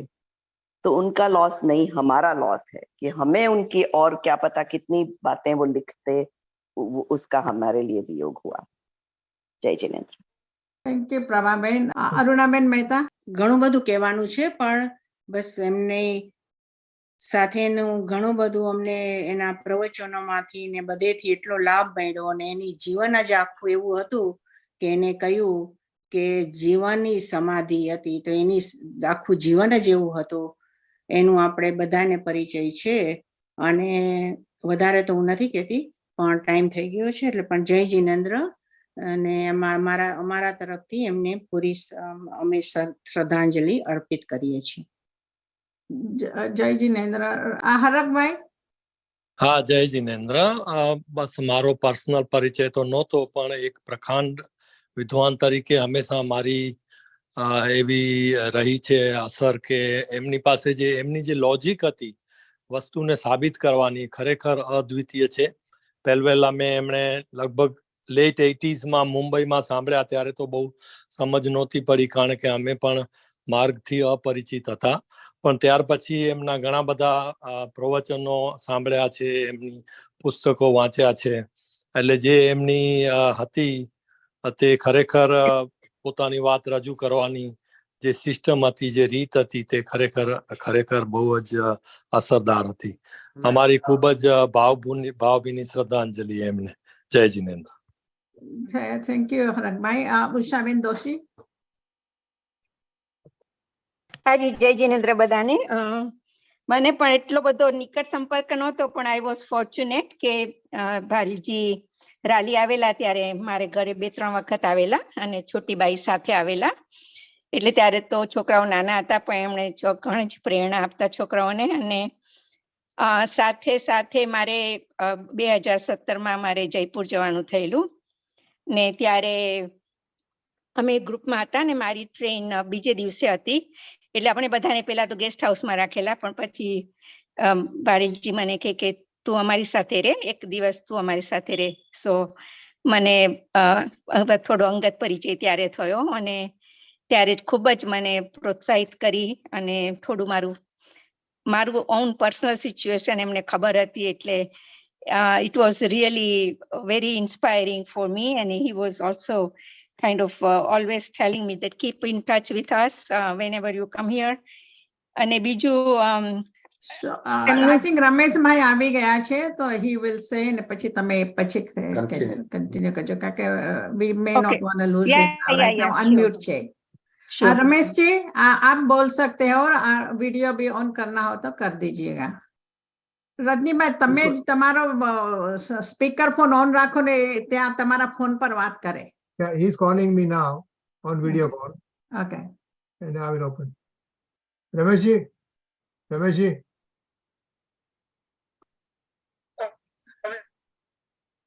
हाँ बोलिए. हाँ बोलिए. अभी देखो आप रेगुलर फोन पर है, वीडियो नहीं. आप बोलिए, सब लोग सुनेंगे. अभी देखते हैं कैसा सुनाई देता है. हाँ बोलिए.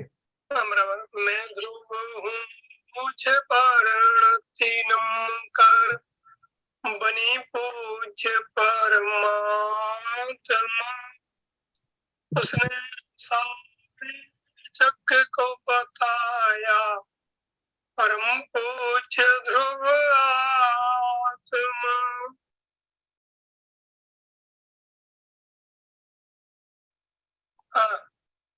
आज थोड़ा दुख का विषय तो है हम आपके बीच में कि पूज्य गुरुदेव श्री के जाने के बाद काफी विद्वान गए हैं. आदरणीय बाबू भाई, खिमचंद भाई, रामजी बापू, और इसी क्रम में आज हम सबके हृदय सम्राट आदरणीय छोटे दादा हुकुमचंद जी भाई जी का वियोग सुबह हुआ. हमें हमारी बेटी ने बताया कि पापा आपने मोबाइल खोला है कि नहीं. तब हमने मोबाइल खोला तो पता चला. हमें देखो कुछ ऐसी बातें हैं जो हमारे और छोटे दादा के बीच में रही हैं और कई लोगों को पता नहीं है. उन बातों की चर्चा आप सबको ज्ञान कराना है, उसके माध्यम से श्रद्धांजलि व्यक्त करनी है. पहले हम एक बात आपसे कहना चाहते हैं, हमारे मन में जो चुभ रही है. पूज्य माता जी थी ना, तो वो एक बात कहती थी कि अनुभव के पहले हम गुरुदेव श्री को जो देखा करते थे, गोरे गोरे लंबे लंबे चौड़े चौड़े अच्छे और उत्साह से तथा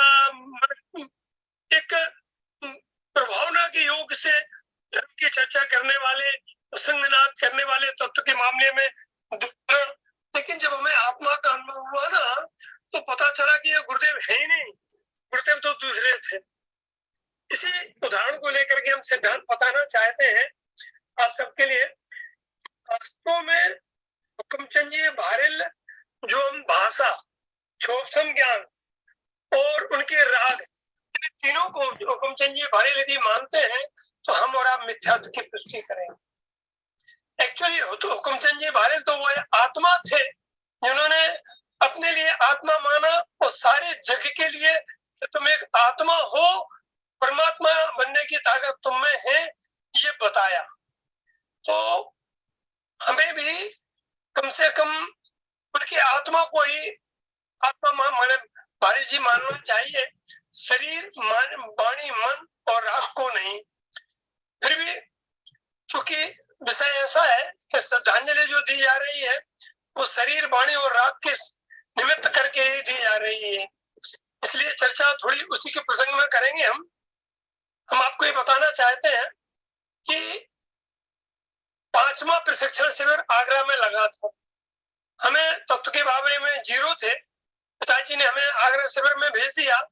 तो आदरणीय डॉक्टर साहब के प्रवचन, उस समय उनको डॉक्टरी डिग्री नहीं मिली थी, पीएचडी उन्होंने नहीं की थी, तो हम उन्हीं के प्रवचन केवल सुनते थे, उन्हीं में प्रवचन में मजा आती थी। तो थोड़ा परिचय हो गया था। एक बार उन्होंने पूछा हमसे, हम पानी की परब पे पानी पी रहे थे, वहां से दादा निकले और कहने लगे तुम ललितपुर से आए हो? हमने कहा पटवारी जी के बेटे हो। हमारे पिताजी का नाम था श्री चंपालाल जी जैन पटवारी। तो कहते पढ़ाई करते हो कि नहीं करते? हम सब पढ़ते तो हैं, अच्छी तरह से पास होना है। हमारे माथे पे हाथ रखा और पीठ थपथपा के चले गए। हमारा पहला डायरेक्ट परिचय उनसे ऐसा हुआ था। इसके बाद में हम ये बताना चाहते हैं कि आगरा प्रशिक्षण शिविर से प्रेरणा लेकर के हमने वही भावना भाई थी कि हम ऐसा ही शिविर ललितपुर में भी लगाएंगे। और उसके 2 साल या 3 साल बाद में काफी लिखा पढ़ी की प्रयास किया, क्योंकि भारिल जी को अपनी बड़ी लड़की की शादी भी करना थी, वो लड़का भी खोज रहे थे। और ललितपुर में टड़ैया जी के परिवार में अविनाश जी के बारे में थोड़ा सा उन्होंने विचार किया था, तो उन्होंने स्वीकृति दे दी। अब ललितपुर में उस समय 20 या 25 मुमुक्षु के घर थे कुल। हजारीलाल जी टड़ैया जो काफी वर्ष से स्वर्ण आया करते थे, उन्होंने थोड़ा सा उत्साह बताया। हमारे पिताजी ने, हमारे चाचा जी वगैरह ने, तो आप नहीं सोच सकते, केवल 26,000 रुपए शिविर के नाम से इकट्ठे हुए और 26,000 रुपए में शिविर लगा दिया था। इसके बाद में वहां पे काफी परिचय रहा। सारा स्टेज का हैंडलिंग हम ही करते थे। रात के प्रवचन की जाहिरात करना, संभालना, समाचार की स्तुति करना, किस विद्वान का कहाँ प्रवचन होगा, कौन कहाँ कक्षा लेगा, सारी हैंडलिंग हमारे हाथ में थी ललितपुर के प्रशिक्षण के काल में। इसके बाद में हम आपको बताएं, पपोरा में शिविर लगा। 1 साल बाद में पंडित खेमचंद भाई, पंडित बाबू भाई और हुकुमचंद जी भारिल, तीनों विद्वान आए। और वो गढ़ ऐसा था, अभी अरुण जी ने आपको बताया ना, कि पूरे विरोधी। और वहां पर अपना बुक स्टाइल हमने संभाल रखा था और पूरी सहयोग करना। करीब रोज ललितपुर आते थे, वहां से सामग्री लेके रोज पपोरा जाते थे। क्या घट रहा है, क्या करना है, क्या नहीं करना है, क्या क्या किताबें घट रही हैं। इस प्रकार से संघर्ष में जीवन में सारे के सारे मुनि भक्त वो लगाने नहीं देते शिविर।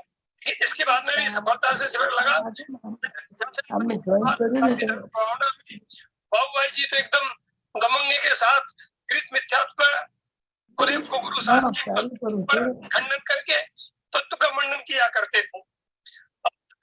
जयपुर विद्यालय का प्रदेश लगभग 2 वर्ष तक स्वरूप में रहते थे। यहाँ पर रहते रहते जयपुर विद्यालय खुलने की पहली बात करते हैं, तो हमने एक बार पूज्य गुरुदेव श्री से कहा कि हम 4 लोग, हम चंद जी अभाना वाले और भानु कुमार जी और ब्रह्मचारी पंडित कैलाश चंद जी अचल और मैं, 4 लोग बोर्डिंग के 2 नंबर के कमरे में रहते थे और यही हम पाठशाला पढ़ाते थे बोर्डिंग के विद्यार्थियों को। ये तीनों गुरुदेव का लाभ लेते थे। हाथ से हम लोग बना के खाते थे। इतने पैसे नहीं थे, 3 रुपए थाली एक टाइम की लगती थी, 12 रुपए रोज हम लोग भर सके। तो एक दिन हमने गुरुदेव श्री से कहा कि साहब हमें 4 लोग रहते हैं, नई उम्र थी, 20-21 वर्ष के आसपास उम्र होगी, हम अध्ययन करना चाहते हैं, तो आप पंडित फूलचंद जी शास्त्री से निवेदन करो कि यहाँ आए, हम लोगों को व्याकरण संस्कृत को ग्रंथों को पढ़ना सिखाएं। गुरुदेव ने एक कहा हमसे, હું તો કઈ જાણતો નથી, જે કઈ થશે એ મારાથી પૂછીને કરજો। યોગાનુયોગ 2 दिन बाद पंडित बाबूभाई जी, पंडित हेमचंद जी पाटनी और हुकुमचंद जी बारेल, ये तीनों विद्वान आए। किसी कार्यवश रात को चर्चा में जब गुरुदेव श्री के साथ बैठे तो गुरुदेव श्री ने तीनों को देखा, हमें भी चारों निगाहों से ढूंढे, कहने लगे वो रमेश क्या है। हम अपने स्थान पर खड़े हो गए। गुरुदेव श्री ने उन तीनों से कहा था, मैं दिवस पहले हमारे पास आयो तो मैंने कीधु तू फूलचंद जी शास्त्री ने यहाँ बुलाओ, तो यहाँ बुला करके हमारे लिए पढ़ने की व्यवस्था करो। फिर गुरुदेव ने वही बात को दोहराया था, हूँ तो कोई थी कहीं कहतो नहीं कि कहीं करो, पर जेने कहीं करवू है महाराज जी पूछीने करजो। इतनी चर्चा होने के बाद में शायद मुझे लगता है कि छोटे दादा के दिमाग में चला, यदि 4 विद्यार्थी हैं और भी मिल सकते हैं तो जयपुर विद्यालय की नींव रखी गई। और ये प्रस्ताव हुआ कि जयपुर में अपन विद्यालय खोले, चूंकि विद्यार्थी तो हैं, 4 तो है कम से कम। इसके बाद में अपना प्रांतिज का शिविर लगा, तो वहाँ धनु कुमार जी बेलूकर ने कहा कि जयपुर में विद्यालय खुल रहा है, आपको फार्म भरना है। मैंने कहा मैं तो फार्म नहीं भरूंगा। क्यों? जब तक गुरुदेव है तुम सोनगढ़ ही रहेंगे, कोई विद्यालय खोलना हो तो सोनगढ़ में आके खोलो। जी बेलूकर ने मुझे बहुत समझाया, डांटा, अकेले में ले गए। तुम मना करोगे, तुमने ही तो गुरुदेव से कहा था, कौन पढ़ेगा।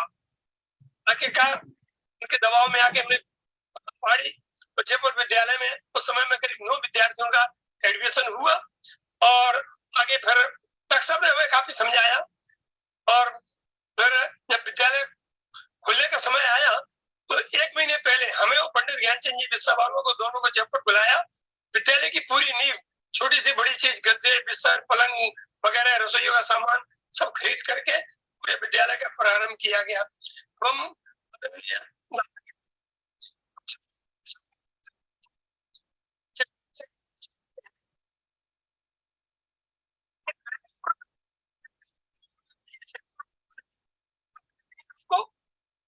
हाँ जी, हाँ जी, हाँ जी, हाँ जी। ठीक है। सॉरी, सेठ भिंद्रावला जी सेठपुर वालों ने क्षेत्रपाल में सत्य शिक्षा का विधान कराया। क्षेत्रपाल सिटी से 2 किलोमीटर दूर बहुत बड़ा तीर्थ क्षेत्र आता था। हिमालय ने दे दिया है, तो वहां पर उन्होंने विधान करा। वहां पर सब लोग विरोधी लोग, विद्यासागर के भक्त वगैरह।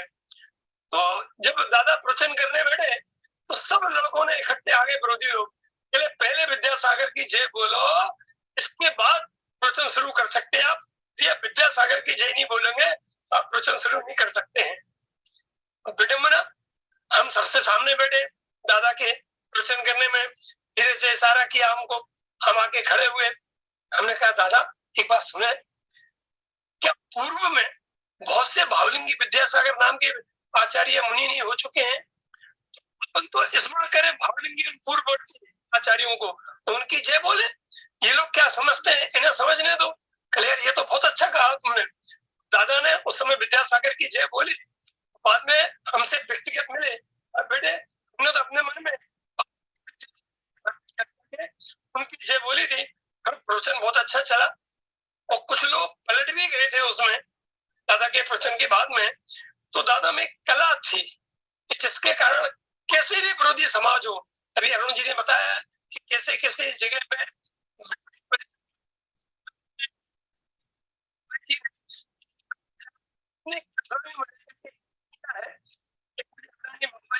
याद आ रही है जो अरुण जी ने बताई थी, वो थोड़ी अधूरी थी।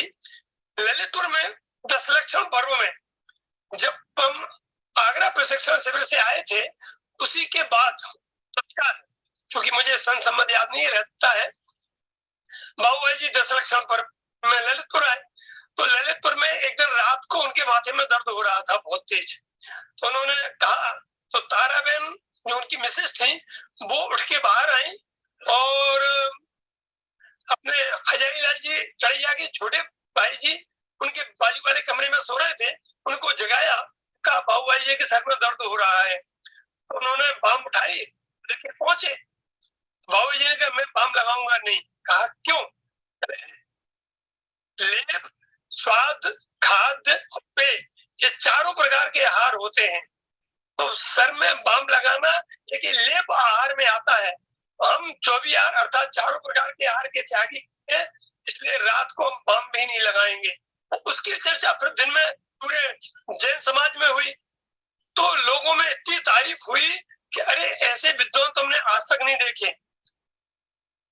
और इसके बाद में जब ललितपुर प्रशिक्षण शिविर लगा था, उस समय रात को पहला प्रवचन बाबूभाई जी का होता था और दूसरा भारी जी का होता था। और नहीं मान के चलो कि कम से कम 5000 पब्लिक पिंड ऑफ साइलेंस बैठ करके मैंने चौराहे पर सुना करती थी। और उसमें छोटे दादा के जो प्रवचन हुआ करते थे, अनेकांश स्यादवाद इत्यादि विषयों पर उनकी मास्टरी थी। बहुत बहुत प्रचार हुआ है कि हम रंगे की चोट कह सकते हैं।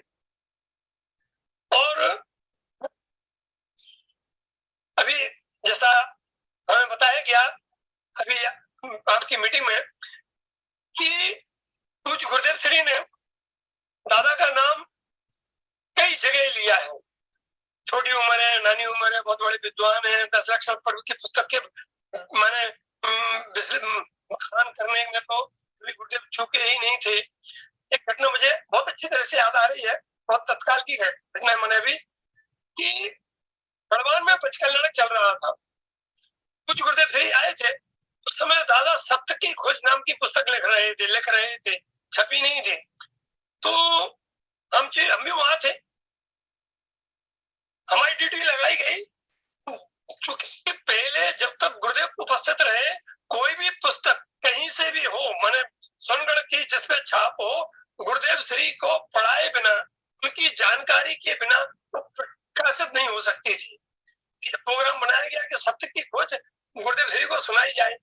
दोपहर का समय रखा गया, तो हमारी ड्यूटी लगाई गई। तो दादा के घर से वो गुरुदेव श्री जहाँ मंदिर के रूम में ठहरे थे, वहां तक लाने की ड्यूटी हमारी थी। दादा को लेकर के आते थे, वहां जाते थे। पहला दिन था,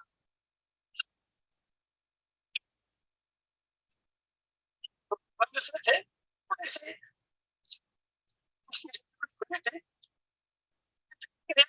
झाँक के देखा, तो जिस फोटो को आप कई बार देखा करते हैं कि गिनीज बुक में आई है, ऐसे दादा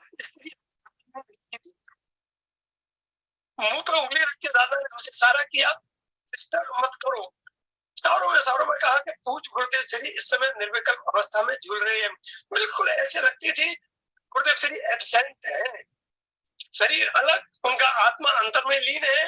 मैंने आंखें जैसे कहती है फटी हुई, दोनों बिल्कुल ऐसे खड़े रहे मूर्ति पर, सांस भी नहीं ली, इस टाइप से हम दोनों खड़े रहे। जब करीब 2.5-3 मिनट हुआ और गुरुदेव श्री के बॉडी में मूवमेंट हुआ, तब धीरे से किया। वो चेहरा आज भी हमारे दिमाग में है। उस समय मोबाइल की या की कैमरा की व्यवस्था नहीं थी, वरना वो फोटो खींचने जैसा था गुरुदेव श्री का। फिर दादा ने बैठ करके अपने सत्य की खोज पढ़ना प्रारंभ किया और कुछ पॉइंट आते थे, उसको हम नोट करते थे। दादा कहते थे बेटा नोट करते रहना, उसको बाद में हमें दे देना। इस तरह से करीब 5 दिन तक ये प्रोग्राम वहां चलता रहा, दादा का, हमारा और गुरुदेव श्री का। कहने का अर्थ हमारे ये गुरुदेव श्री के साथ में, दादा के साथ में काफी जीवन बीता है। हम तो अपनी स्मृतियां समझते हैं कि हम सबसे पहले फर्स्ट प्रवचन में हरदा गए थे। मैंने आगरा का शिविर में बाबूभाई आए ललितपुर में, पंचकल्याण में, सॉरी दशरथपुर में। उसके अगले वर्ष सोनगढ़, तो सोनगढ़ में मैंने हमें इस लाइन में लगे हुए केवल 2 वर्ष ही हुए थे, तो हमें प्रवचन में भेजने की बात करने लगे। क्यों? क्योंकि हम ललितपुर में पाठशाला पढ़ाते थे। आदरणीय बाबू भाई जी ने हमसे कहा था कि तुम आगरा शिविर करके आए हो, इसलिए पाठशाला चलाओ। तो बाबू भाई जी के प्रवचन के पहले बड़े मंदिर में प्रवचन होता था, वहीं कुछ बच्चे खेलते थे, हमने बच्चों को बैठाला, 7 बच्चे थे, उनको वही लम्बो गामर सिखाना शुरू किया। दूसरे दिन से बाबू भाई भी आ गए पाठशाला के टाइम पे। बाबू भाई ने खड़े रह करके 10 दिन पाठशाला चलवाई। इसके बाद समाज से कहा ये लड़का है और इससे आप पाठशाला चलवाओ। फिर नए मंदिर में हमने 12 विद्यार्थी हमारी पाठशाला में विद्यार्थी पढ़ते थे। उस समय हमारे शायद शारीरिक उम्र 19 या 20 वर्ष रही होगी। तो कहने का आशा ये है कि बाबू भाई और पारिल जी से काफी हम कनेक्टेड रहे हैं और उनकी कितनी स्मृतियां आपको पता है और क्या क्या नहीं पता है। हम तो यही कहेंगे कि जयपुर का विद्यालय इतने अधिक विद्यार्थियों को तैयार करने में पूरे देश और विदेश में तत्व के प्रचार के मामले में आज थे दादा, और उनमें किसी भी परिस्थिति में मार्ग निकालने की एक क्षमता थी। मुझे याद है जयपुर में शिविर लगा, आदरणीय पंडित बाबू भाई जी का स्वर्गवास हो चुका था, उनकी स्मृति में कुछ हॉल वगैरह बनाना थे और कुछ बाधा आ रही थी, तो दादा ने हमें व्यक्तिगत बुलाया, घर पे ले गए, मीटिंग की, हमसे कहा कि तुम ये इन पॉइंटों को बाबू भाई जी के छोटे भाई, तो हमने उन सब बातों को रखा। पर आखिरकार क्योंकि पहले इन लोगों का विषय जयपुर में कुछ भी करने का नहीं था, बाबू भाई की पूरी टीम का मैंने अपने ही गुजरात में ही करने का था, लेकिन जो अभी वो पॉइंट तो मुझे याद नहीं आ रहे हैं, लेकिन दादा ने जो कुछ पॉइंट बताए थे उन पॉइंटों को हमने अमृत भाई मेहता को रखा और उन बातों को सुन करके मेहता मामा थे, बाबू जी के मामा थे, नाम याद नहीं आ रहा है, जिन्होंने रत्ना लिखे हैं, गुजराती में किया है, और उनके द्वारा हमने अपनी बात रखी और उनको बात गले उतरी। फिर जयपुर में बाबू भाई स्मारक बनने के लिए दान दिया गया और फिर बाबू भाई का फोटो लगाने के लिए बारे में भी काफी चर्चा आई और वहाँ के हॉल में फोटो भी लगा है। तो कहने का दादा के बारे में जितना उतना कम है। हम तो यही कहेंगे दोनों दादाओं के दर्शन करें, ज्ञान रूप और भाषा रूप, ये व्यवहार दादा थे। जो निश्चय दादा थे उनका त्रिकाली ध्रुव आत्मा, जिस बात को उन्होंने पूज्य गुरुदेव श्री से आत्मसात किया, पाया और अनुभव किया या नहीं किया ये तो हम नहीं कह सकते हैं, लेकिन कम से कम उस बात की ऊर्ध्वता उनकी जिंदगी में रही। तो उनके प्रति सच्ची श्रद्धांजलि यही होगी कि हम निश्चय दादा को ही दादा माने, व्यवहार दादा को व्यवहार के स्थान पर रखें, निश्चय के स्थान पर नहीं रखें। और जैसा उस सिद्ध भगवान का आत्मा था ऐसे ही छोटे दादा का आत्मा था, वैसे ही हमारा आपका आत्मा है। के लिए सबको एक जैसा समझे, किसी को हीन या बड़ा नहीं समझे। दादा स्वभाव की दृष्टि से हम ही जैसे थे, राग छोट संज्ञान और भाषा की दृष्टि से भिन्न जरूर थे, लेकिन ये तो हम है नहीं। ये वो भी अपने को नहीं मानते थे, गुरुदेव श्री भी अपने को नहीं मानते थे, कोई विज्ञानी भी अपने को नहीं। इसलिए सत्य श्रद्धांजलि निश्चय दादा को अपने ध्यान में रखते हुए निश्चय स्वरूप सिद्ध भगवान जैसा दादा को स्वीकार करें, अपने को स्वीकार करें और व्यवहार में उनकी जो कुछ धर्म प्रभावना में योगदान रहा है उसे व्यवहार रूप दादा को स्वीकार करके और ऐसी जब ये तक लीन रहूं प्रभु तब तक रह पाया मुक्ति पद में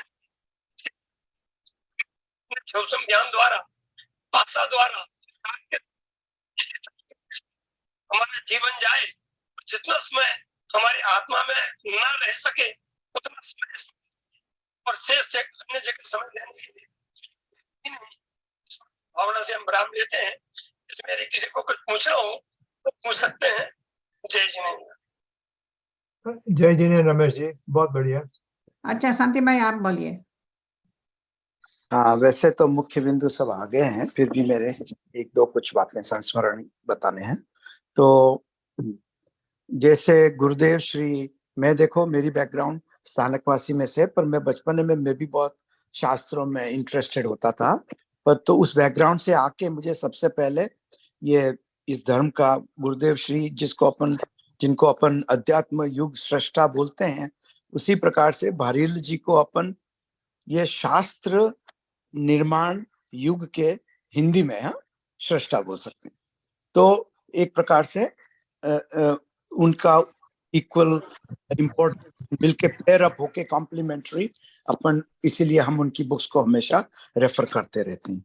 पर मेरा संस्मरण तो ऐसा था कि सबसे पहले तो 84 में जब वो हम लोग ह्यूस्टन में रहते थे तो अहिंसा का आया था, तो वो सब सीखा।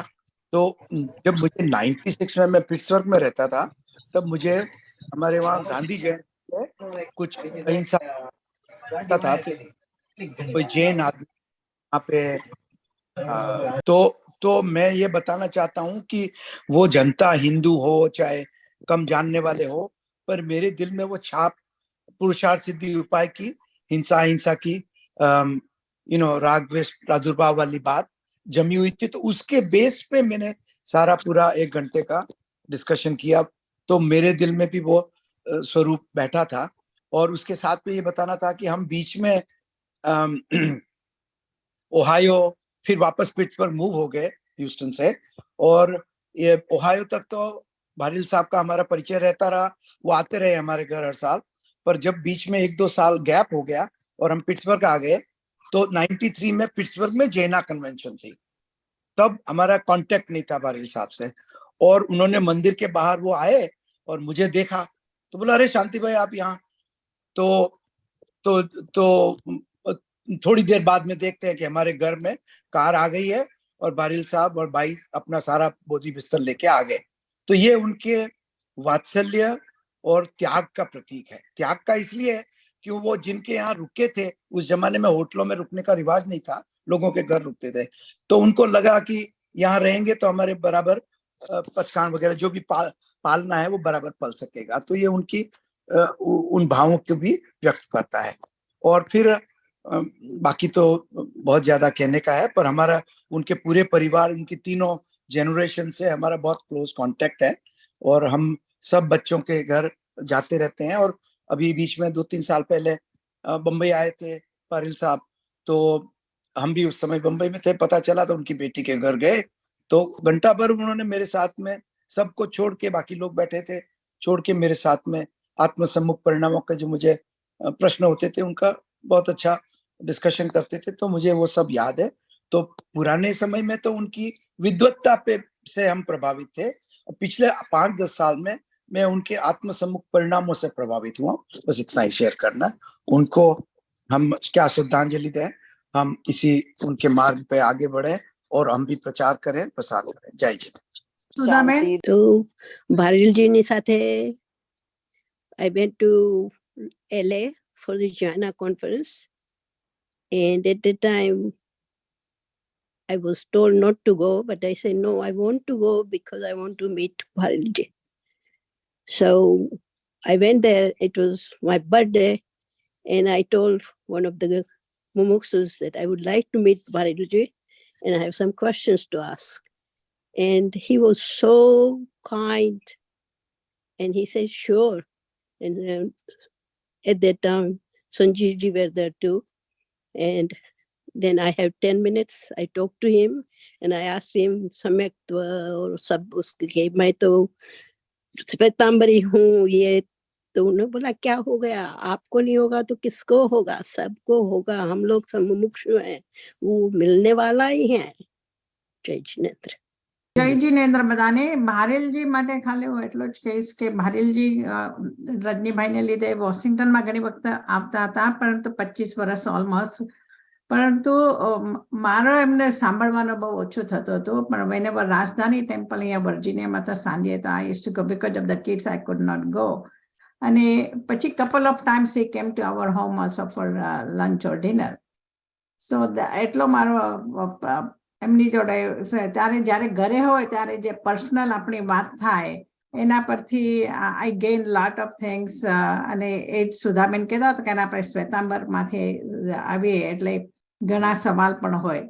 તો હી ઓલ વેરી એમની તર્ક બુદ્ધિ હતી એટલે logically I could understand very easily. So that impress me more on that. And as you know આપણે સમયસારનો અભ્યાસ કરતા હતા.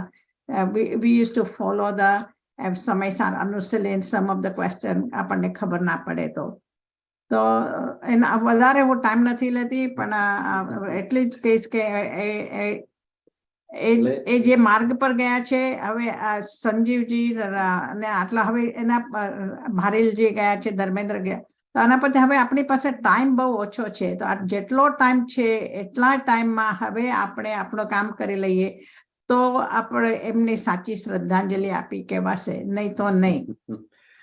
અને ખાલી એક શબ્દ કહેવો હતો કે એમના તરફથી સહજ શબ્દ વધુ સાંભળવામાં આવ્યું. તો એ સહજ શબ્દથી આપણને ઘણું બધું જાણવાનું છે, શીખવાનું છે. એમની ઘણી બધી ભક્તિ બી એ રીતે હોય છે. અને એમની જે બુક્સ છે તો અમારી લાઇબ્રેરીમાં લગભગ 20% જે બુક્સ છે તો ભારેલનું નામ છે. તો એમના સાહિત્યમાં બી એમનો ઘણો યોગદાન છે અને ઘણી બધી વાતો છે. તો અમારા તરફથી ભાવભરી શ્રદ્ધાંજલિ.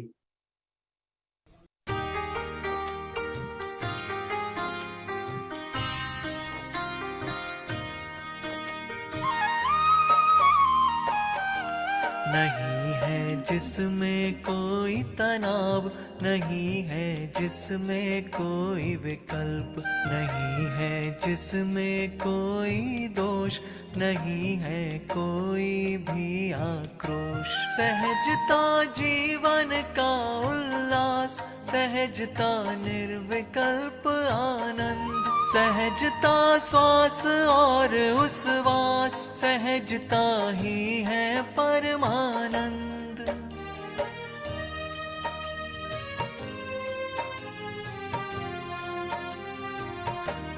अरे रे पर को पर स्वीकार, न उनमें कुछ करने का भाव, और अपनी पर्यायों को सुनिश्चित क्रम नियमित स्वीकार. न उनमें फेर फार का भाव, एकदम सरल सहज स्वीकार. न उनमें हर्षा हर्ष विभाव, सहजता जीवन का आधार.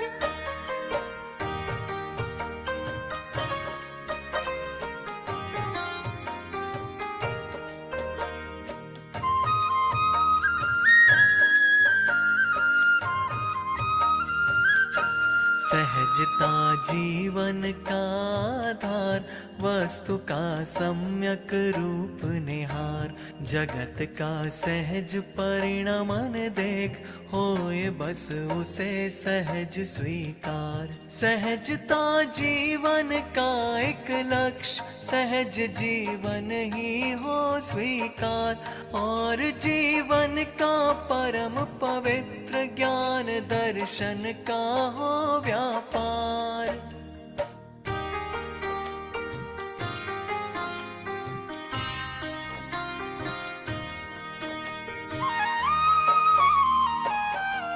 जगत का कोई भी परद्रव्य नहीं होता है इष्ट अनिष्ट, स्वकाल में उदित सहज परिणमन, अरे होता है सदा विशिष्ट. अरे वह भी होता है अचल, नहीं होता उसमें कुछ बदल.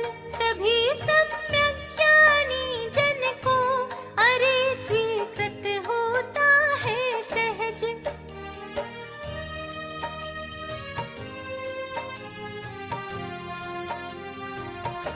जगत का सभी परिणमन अरे पूर्णतः पूर्व सुनिश्चित है. नहीं करना है कुछ भी हमें, क्योंकि वह पूर्ण व्यवस्थित है. अरे इस परम सत्य की सहज स्वीकृति सहज सहजता है. यही है दर्शन ज्ञान चरित्र ध्यान की सहज अवस्था है।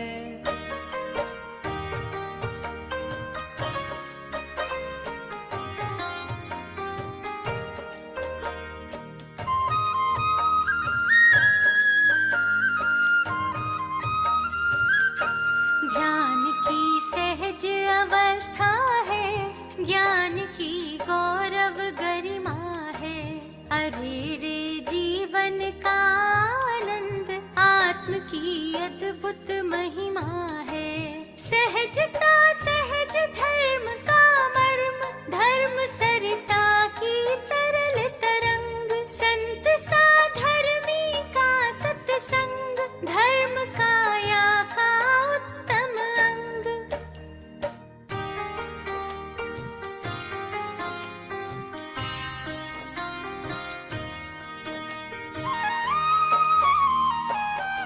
सभी के मन में सहज उमंग और पुलकित है सारे अंग। बना है अद्भुत आत्म प्रसंग और मानस में विपुल तरंग। खिले हैं सबके सारे अंग, आत्म अनुभव की तरल तरंग। जगत में सहज सहज तारे, समाई है सब में सर्वांग।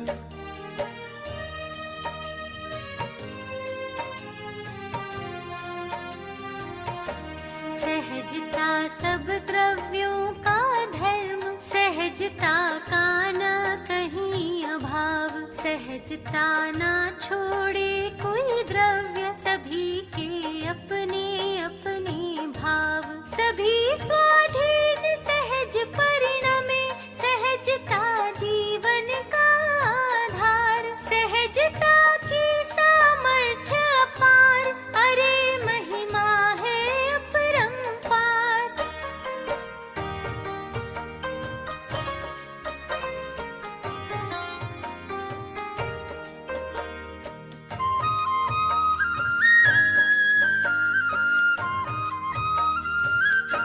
सहजता सब द्रव्यों का भाव, सहजता सबका सहज स्वभाव।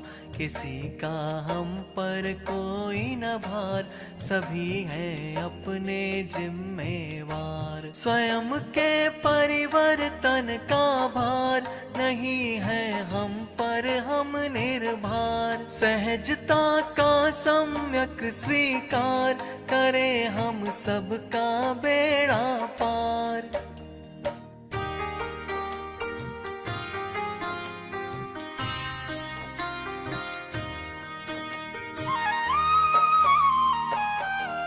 करें हम सबका बेड़ा पार, यही है मुक्ति मग का द्वार। यही है अद्भुत आत्म शांति, यही है परमानंद अपार। यही है सम्यक दर्शन ज्ञान, यही है निश्चय धर्म ध्यान। यही है मन वच काय निरोध, यही है सहज समाधि योग।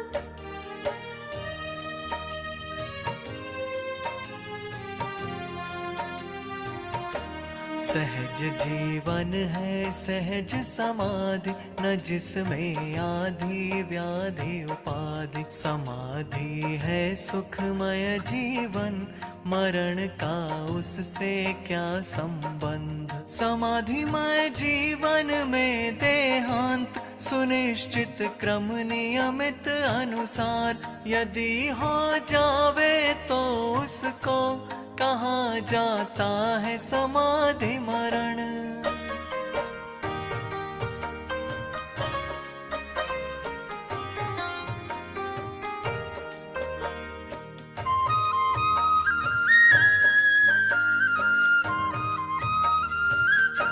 सहज संभावमयी जीवन, समाधि का है सम्यक रूप। मोह क्षोभ रहित समभाव, सहज ही अद्भुत और अनूप। समाधि धारण करके बंधु, अरे जीवन का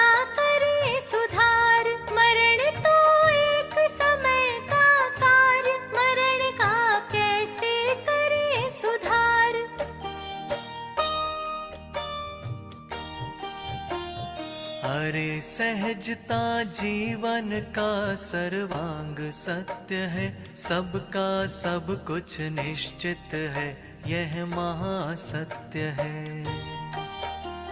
सबका सब कुछ सहज स्वयं से ही होता है, अधिक कहें क्या सब स्वकाल में ही होता है। सभी सहज ही परिणमे अपने क्रम अनुसार, परिवर्तन संभव नहीं, करो सहज स्वीकार।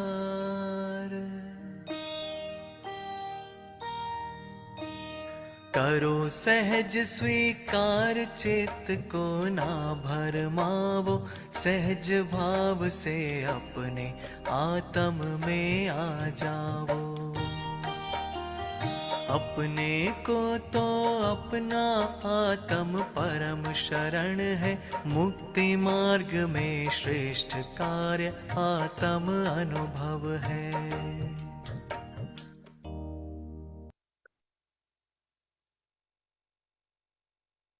જય જિનેન્દ્ર. જી આજે કોઈને કેવું હોય તો જેમનો પરિચય હોય તો ઉષાબેન મોદી, ઉષાબેન ને કઈ કેવું છે? ફિનિશ દોશી પૂરું કરવું તો એમને પૂરું કરવાનું હતું. પૂરું કરવાનું. ઉષાબેન. હા જી, જય જિનેન્દ્ર. ના બસ આપણે વાત થતી હતી, મેં અમારે પરિચય મેં કહ્યું એમ ઘરે આવેલા, અને એક પ્રસંગ મને યાદ આવે છે કે 2-3 વાર અમારે ત્યાં આવી ગયેલા, અને એક વખત ઘરે આવતા મારા હસબન્ડ વોઝ ડ્રાઇવિંગ હિમ, અને one big garbage truck hit the car, so car was totaled, અને ભારીજી આગળ જ બેઠેલા. એ દિવસે બાઈ, છોટી બાઈ સાથે નહોતા, અને એટલે થોડો મને પણ ઉચાટ થયેલો કે ઘરે આવે તો મેં પૂછ્યું, ને તરત જ એમણે મેં કીધું આપકો આરામ કરના હે પહેલે, તો કહે કે નહીં ये तो होने वाला था, हम तो हमेशा कुछ हमको नहीं होता है, आपको तो मालूम है, और बोले सब सहज है, होने दो. So that was very impressive at that time. અને પછી મને આપણે જાનાની શિબિરમાં પણ એક વખત મળેલા, ને જ્યારે ત્યારે એમનું સમયસાર હિન્દીમાં બહાર પડેલું, ને that time he requested me કે if you can translate in English, ને પછી તો સંજોગો વસાત હું નહીં કરી શકી, પણ અને પછી બાદમાં જયપુર એમનો અંગત પરિચય થયો વધારે, એટલે એમ બહુ જ કુટુંબી, વાત્સલ્ય, સરળતા બહુ જ અનુભવમાં આવી ત્યારે. અને એવું લાગે છે આજે કે આપણે કેમ કુટુંબમાં કોઈ છત્ર વયું જાય ને આપણને લાગે કે છત્ર છાયા ગઈ, એમ આજે આપણી આ ધર્મ છત્ર છાયા ગઈ, આપણો ધર્મનો થાંભલાનો આપણો સહારો ગયો એવું લાગે. અને ખરેખર એમનો આત્મા તો જે રીતે અરુણજીએ વાત કરી છેલ્લી ઘડીએ કેટલો સમાધિમય ટાઈમ ગયો, એ બી આપણી બધાને થાય, આપણને પ્રેરણા મળે અને સહજતા અને સરળતાથી લઈએ, એ જ એમની ખરી શ્રદ્ધાંજલિ છે. સાચી વાત. સાચી વાત છે ઉષાબેન, એગ્રી વિથ યુ કે એ પ્રચારમાં એમને ઘણું બધું કામ કર્યું છે, one of the very important person. But આપણે હજી પ્રચારમાં આપણે સ્વાધ્યાય કરીએ, અલગ અલગ વિદ્વાનને બોલાવીએ, બધું કરીએ, but when it comes to પ્રચાર આપણામાં થોડી શિથિલતા છે, તો maybe we can look into that, તો that will be the good શ્રદ્ધાંજલિ. કે પ્રચારમાં આપણે થોડો આગળ પડતો ભાગ લેવો જ પડશે. ખરેખર આમ આપણે જોઈએ કેટલા વિચિક્ષણ, આમ અદ્ભુત વ્યક્તિત્વ. એ તો હતા ને, એ કરી ગયા છે, બટ આપણે બી હવે આપણે સ્વાધ્યાય તો કરીએ છીએ, પણ જો આપણને એ ગુરુદેવશ્રીનું તત્વને જીવિત રાખવું હોય તો પ્રચારમાં આપણને આગળ પડતો ભાગ બધાએ લેવું જ પડશે. કારણ કે યાત્રા કરી એનાથી આપણે ટાઈમ આમ તો કેટલો ટાઈમ બી આમ તો હવે ઓછો છે. પ્રભાબેન તમારે કઈ કેવું હતું? તમારે તારે મારે બસ એક જ ક્વિકલી અત્યારે ભવીભાઈ પ્રચારની વાત કરી. અત્યારે જ મેં અમારા જે પરમાગમના ગ્રુપ્સમાં મૂક્યું છે કે જેમ બાબુભાઈ અને ભારેલજી ગુરુદેવના તે પરિવર્તનમાં they took the vow કે last લગ્ની drop સુધી હું પ્રચાર કરીશ. એટલે we have a big group, obviously Paramagamma, thousands of people are there and a lot of people are joining me in taking the same vow. So I have three things: learning, translation and teaching. So teaching is not everybody's cup of tea, but translation and learning we can all do. So please join me in that. I have a translation group. If you guys are willing to help, I will join you. Okay. Okay. Because a lot needs to be done in translation to English of a lot of these things, because that's where the future is going. બરાબર. બીજા કોઈને હવે કોઈ કઈને કહેવું છે? સચીબેનને કંઈ કહેવું? સચીબેન, તમારે કંઈ કહેવું છે? I know Sachi does lot of things for પ્રચાર of the ગુરુદેવનો તત્વજ્ઞાન. Jai Jinendra. Yeah, it's a very sad day for all of us. Yes. And મને નાનપણથી જ છોટે દાદાનો સમાગમ હતો. મારા બંને સાઈડથી grandfather, great grandmother, like they were all, means Dada has come to our place unlimited times, and I was very fortunate that the year I came to US after getting married, I was able to host him for 2 nights, and he was so simple, atla sehaj, and like emnu, like અમે ગુરુદેવને તો નથી જોયા, પણ દાદાને જોઈને એમ થાય કે ગુરુદેવનું જીવન આવું જ હશે. અને like for us, he was a shadow of Gurudev Shri. So I just hope કે આપણે એમના દ્વારા બતાવેલા માર્ગ પર અને સાચા દેવશાસ્ત્ર ગુરુની આરાધના કરીએ અને આગળ વધીએ, અને જેટલું પણ પ્રચાર પ્રસાર થઈ સકે ઈ કરવામાં મારાથી જે થાય ઈ હું કરું. Thank you so much, Kala aunty, for giving me a chance. Jai Jinendra, everyone. Thank you, Jai Jinendra. मैं ज्ञानानंद स्वभावी हूँ, मैं ज्ञानानंद स्वभावी हूँ, मैं हूँ अपने में स्वयं पूर्ण, पर की मुझ में कुछ गंध नहीं, मैं अरस अरूपी अस्पर्शी, पर से कुछ भी संबंध नहीं, मैं ही मेरा करता धरता, पर का मुझ में कुछ काम नहीं, मैं निज में रहने वाला हूँ, पर में मेरा विश्राम नहीं, मैं रंग राग से भिन्न भेद से भी मैं भिन्न निराला, मैं हूँ अखंड चैतन्य पिंड, निज रस में रमने वाला, मैं शुद्ध बुद्ध अविरुद्ध एक, पर परिणति से अप्रभावी, आत्मानुभूति से प्राप्त तत्व में ज्ञानानंद स्वभावी,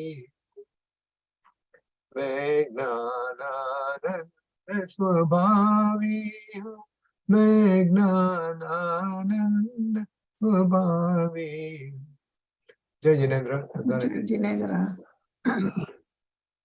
તો હવે અહીંયા આપણે પૂરું કરીએ છીએ. જય જિનેન્દ્ર બધાને. જય Jai Jinendra. જય જિનેન્દ્ર.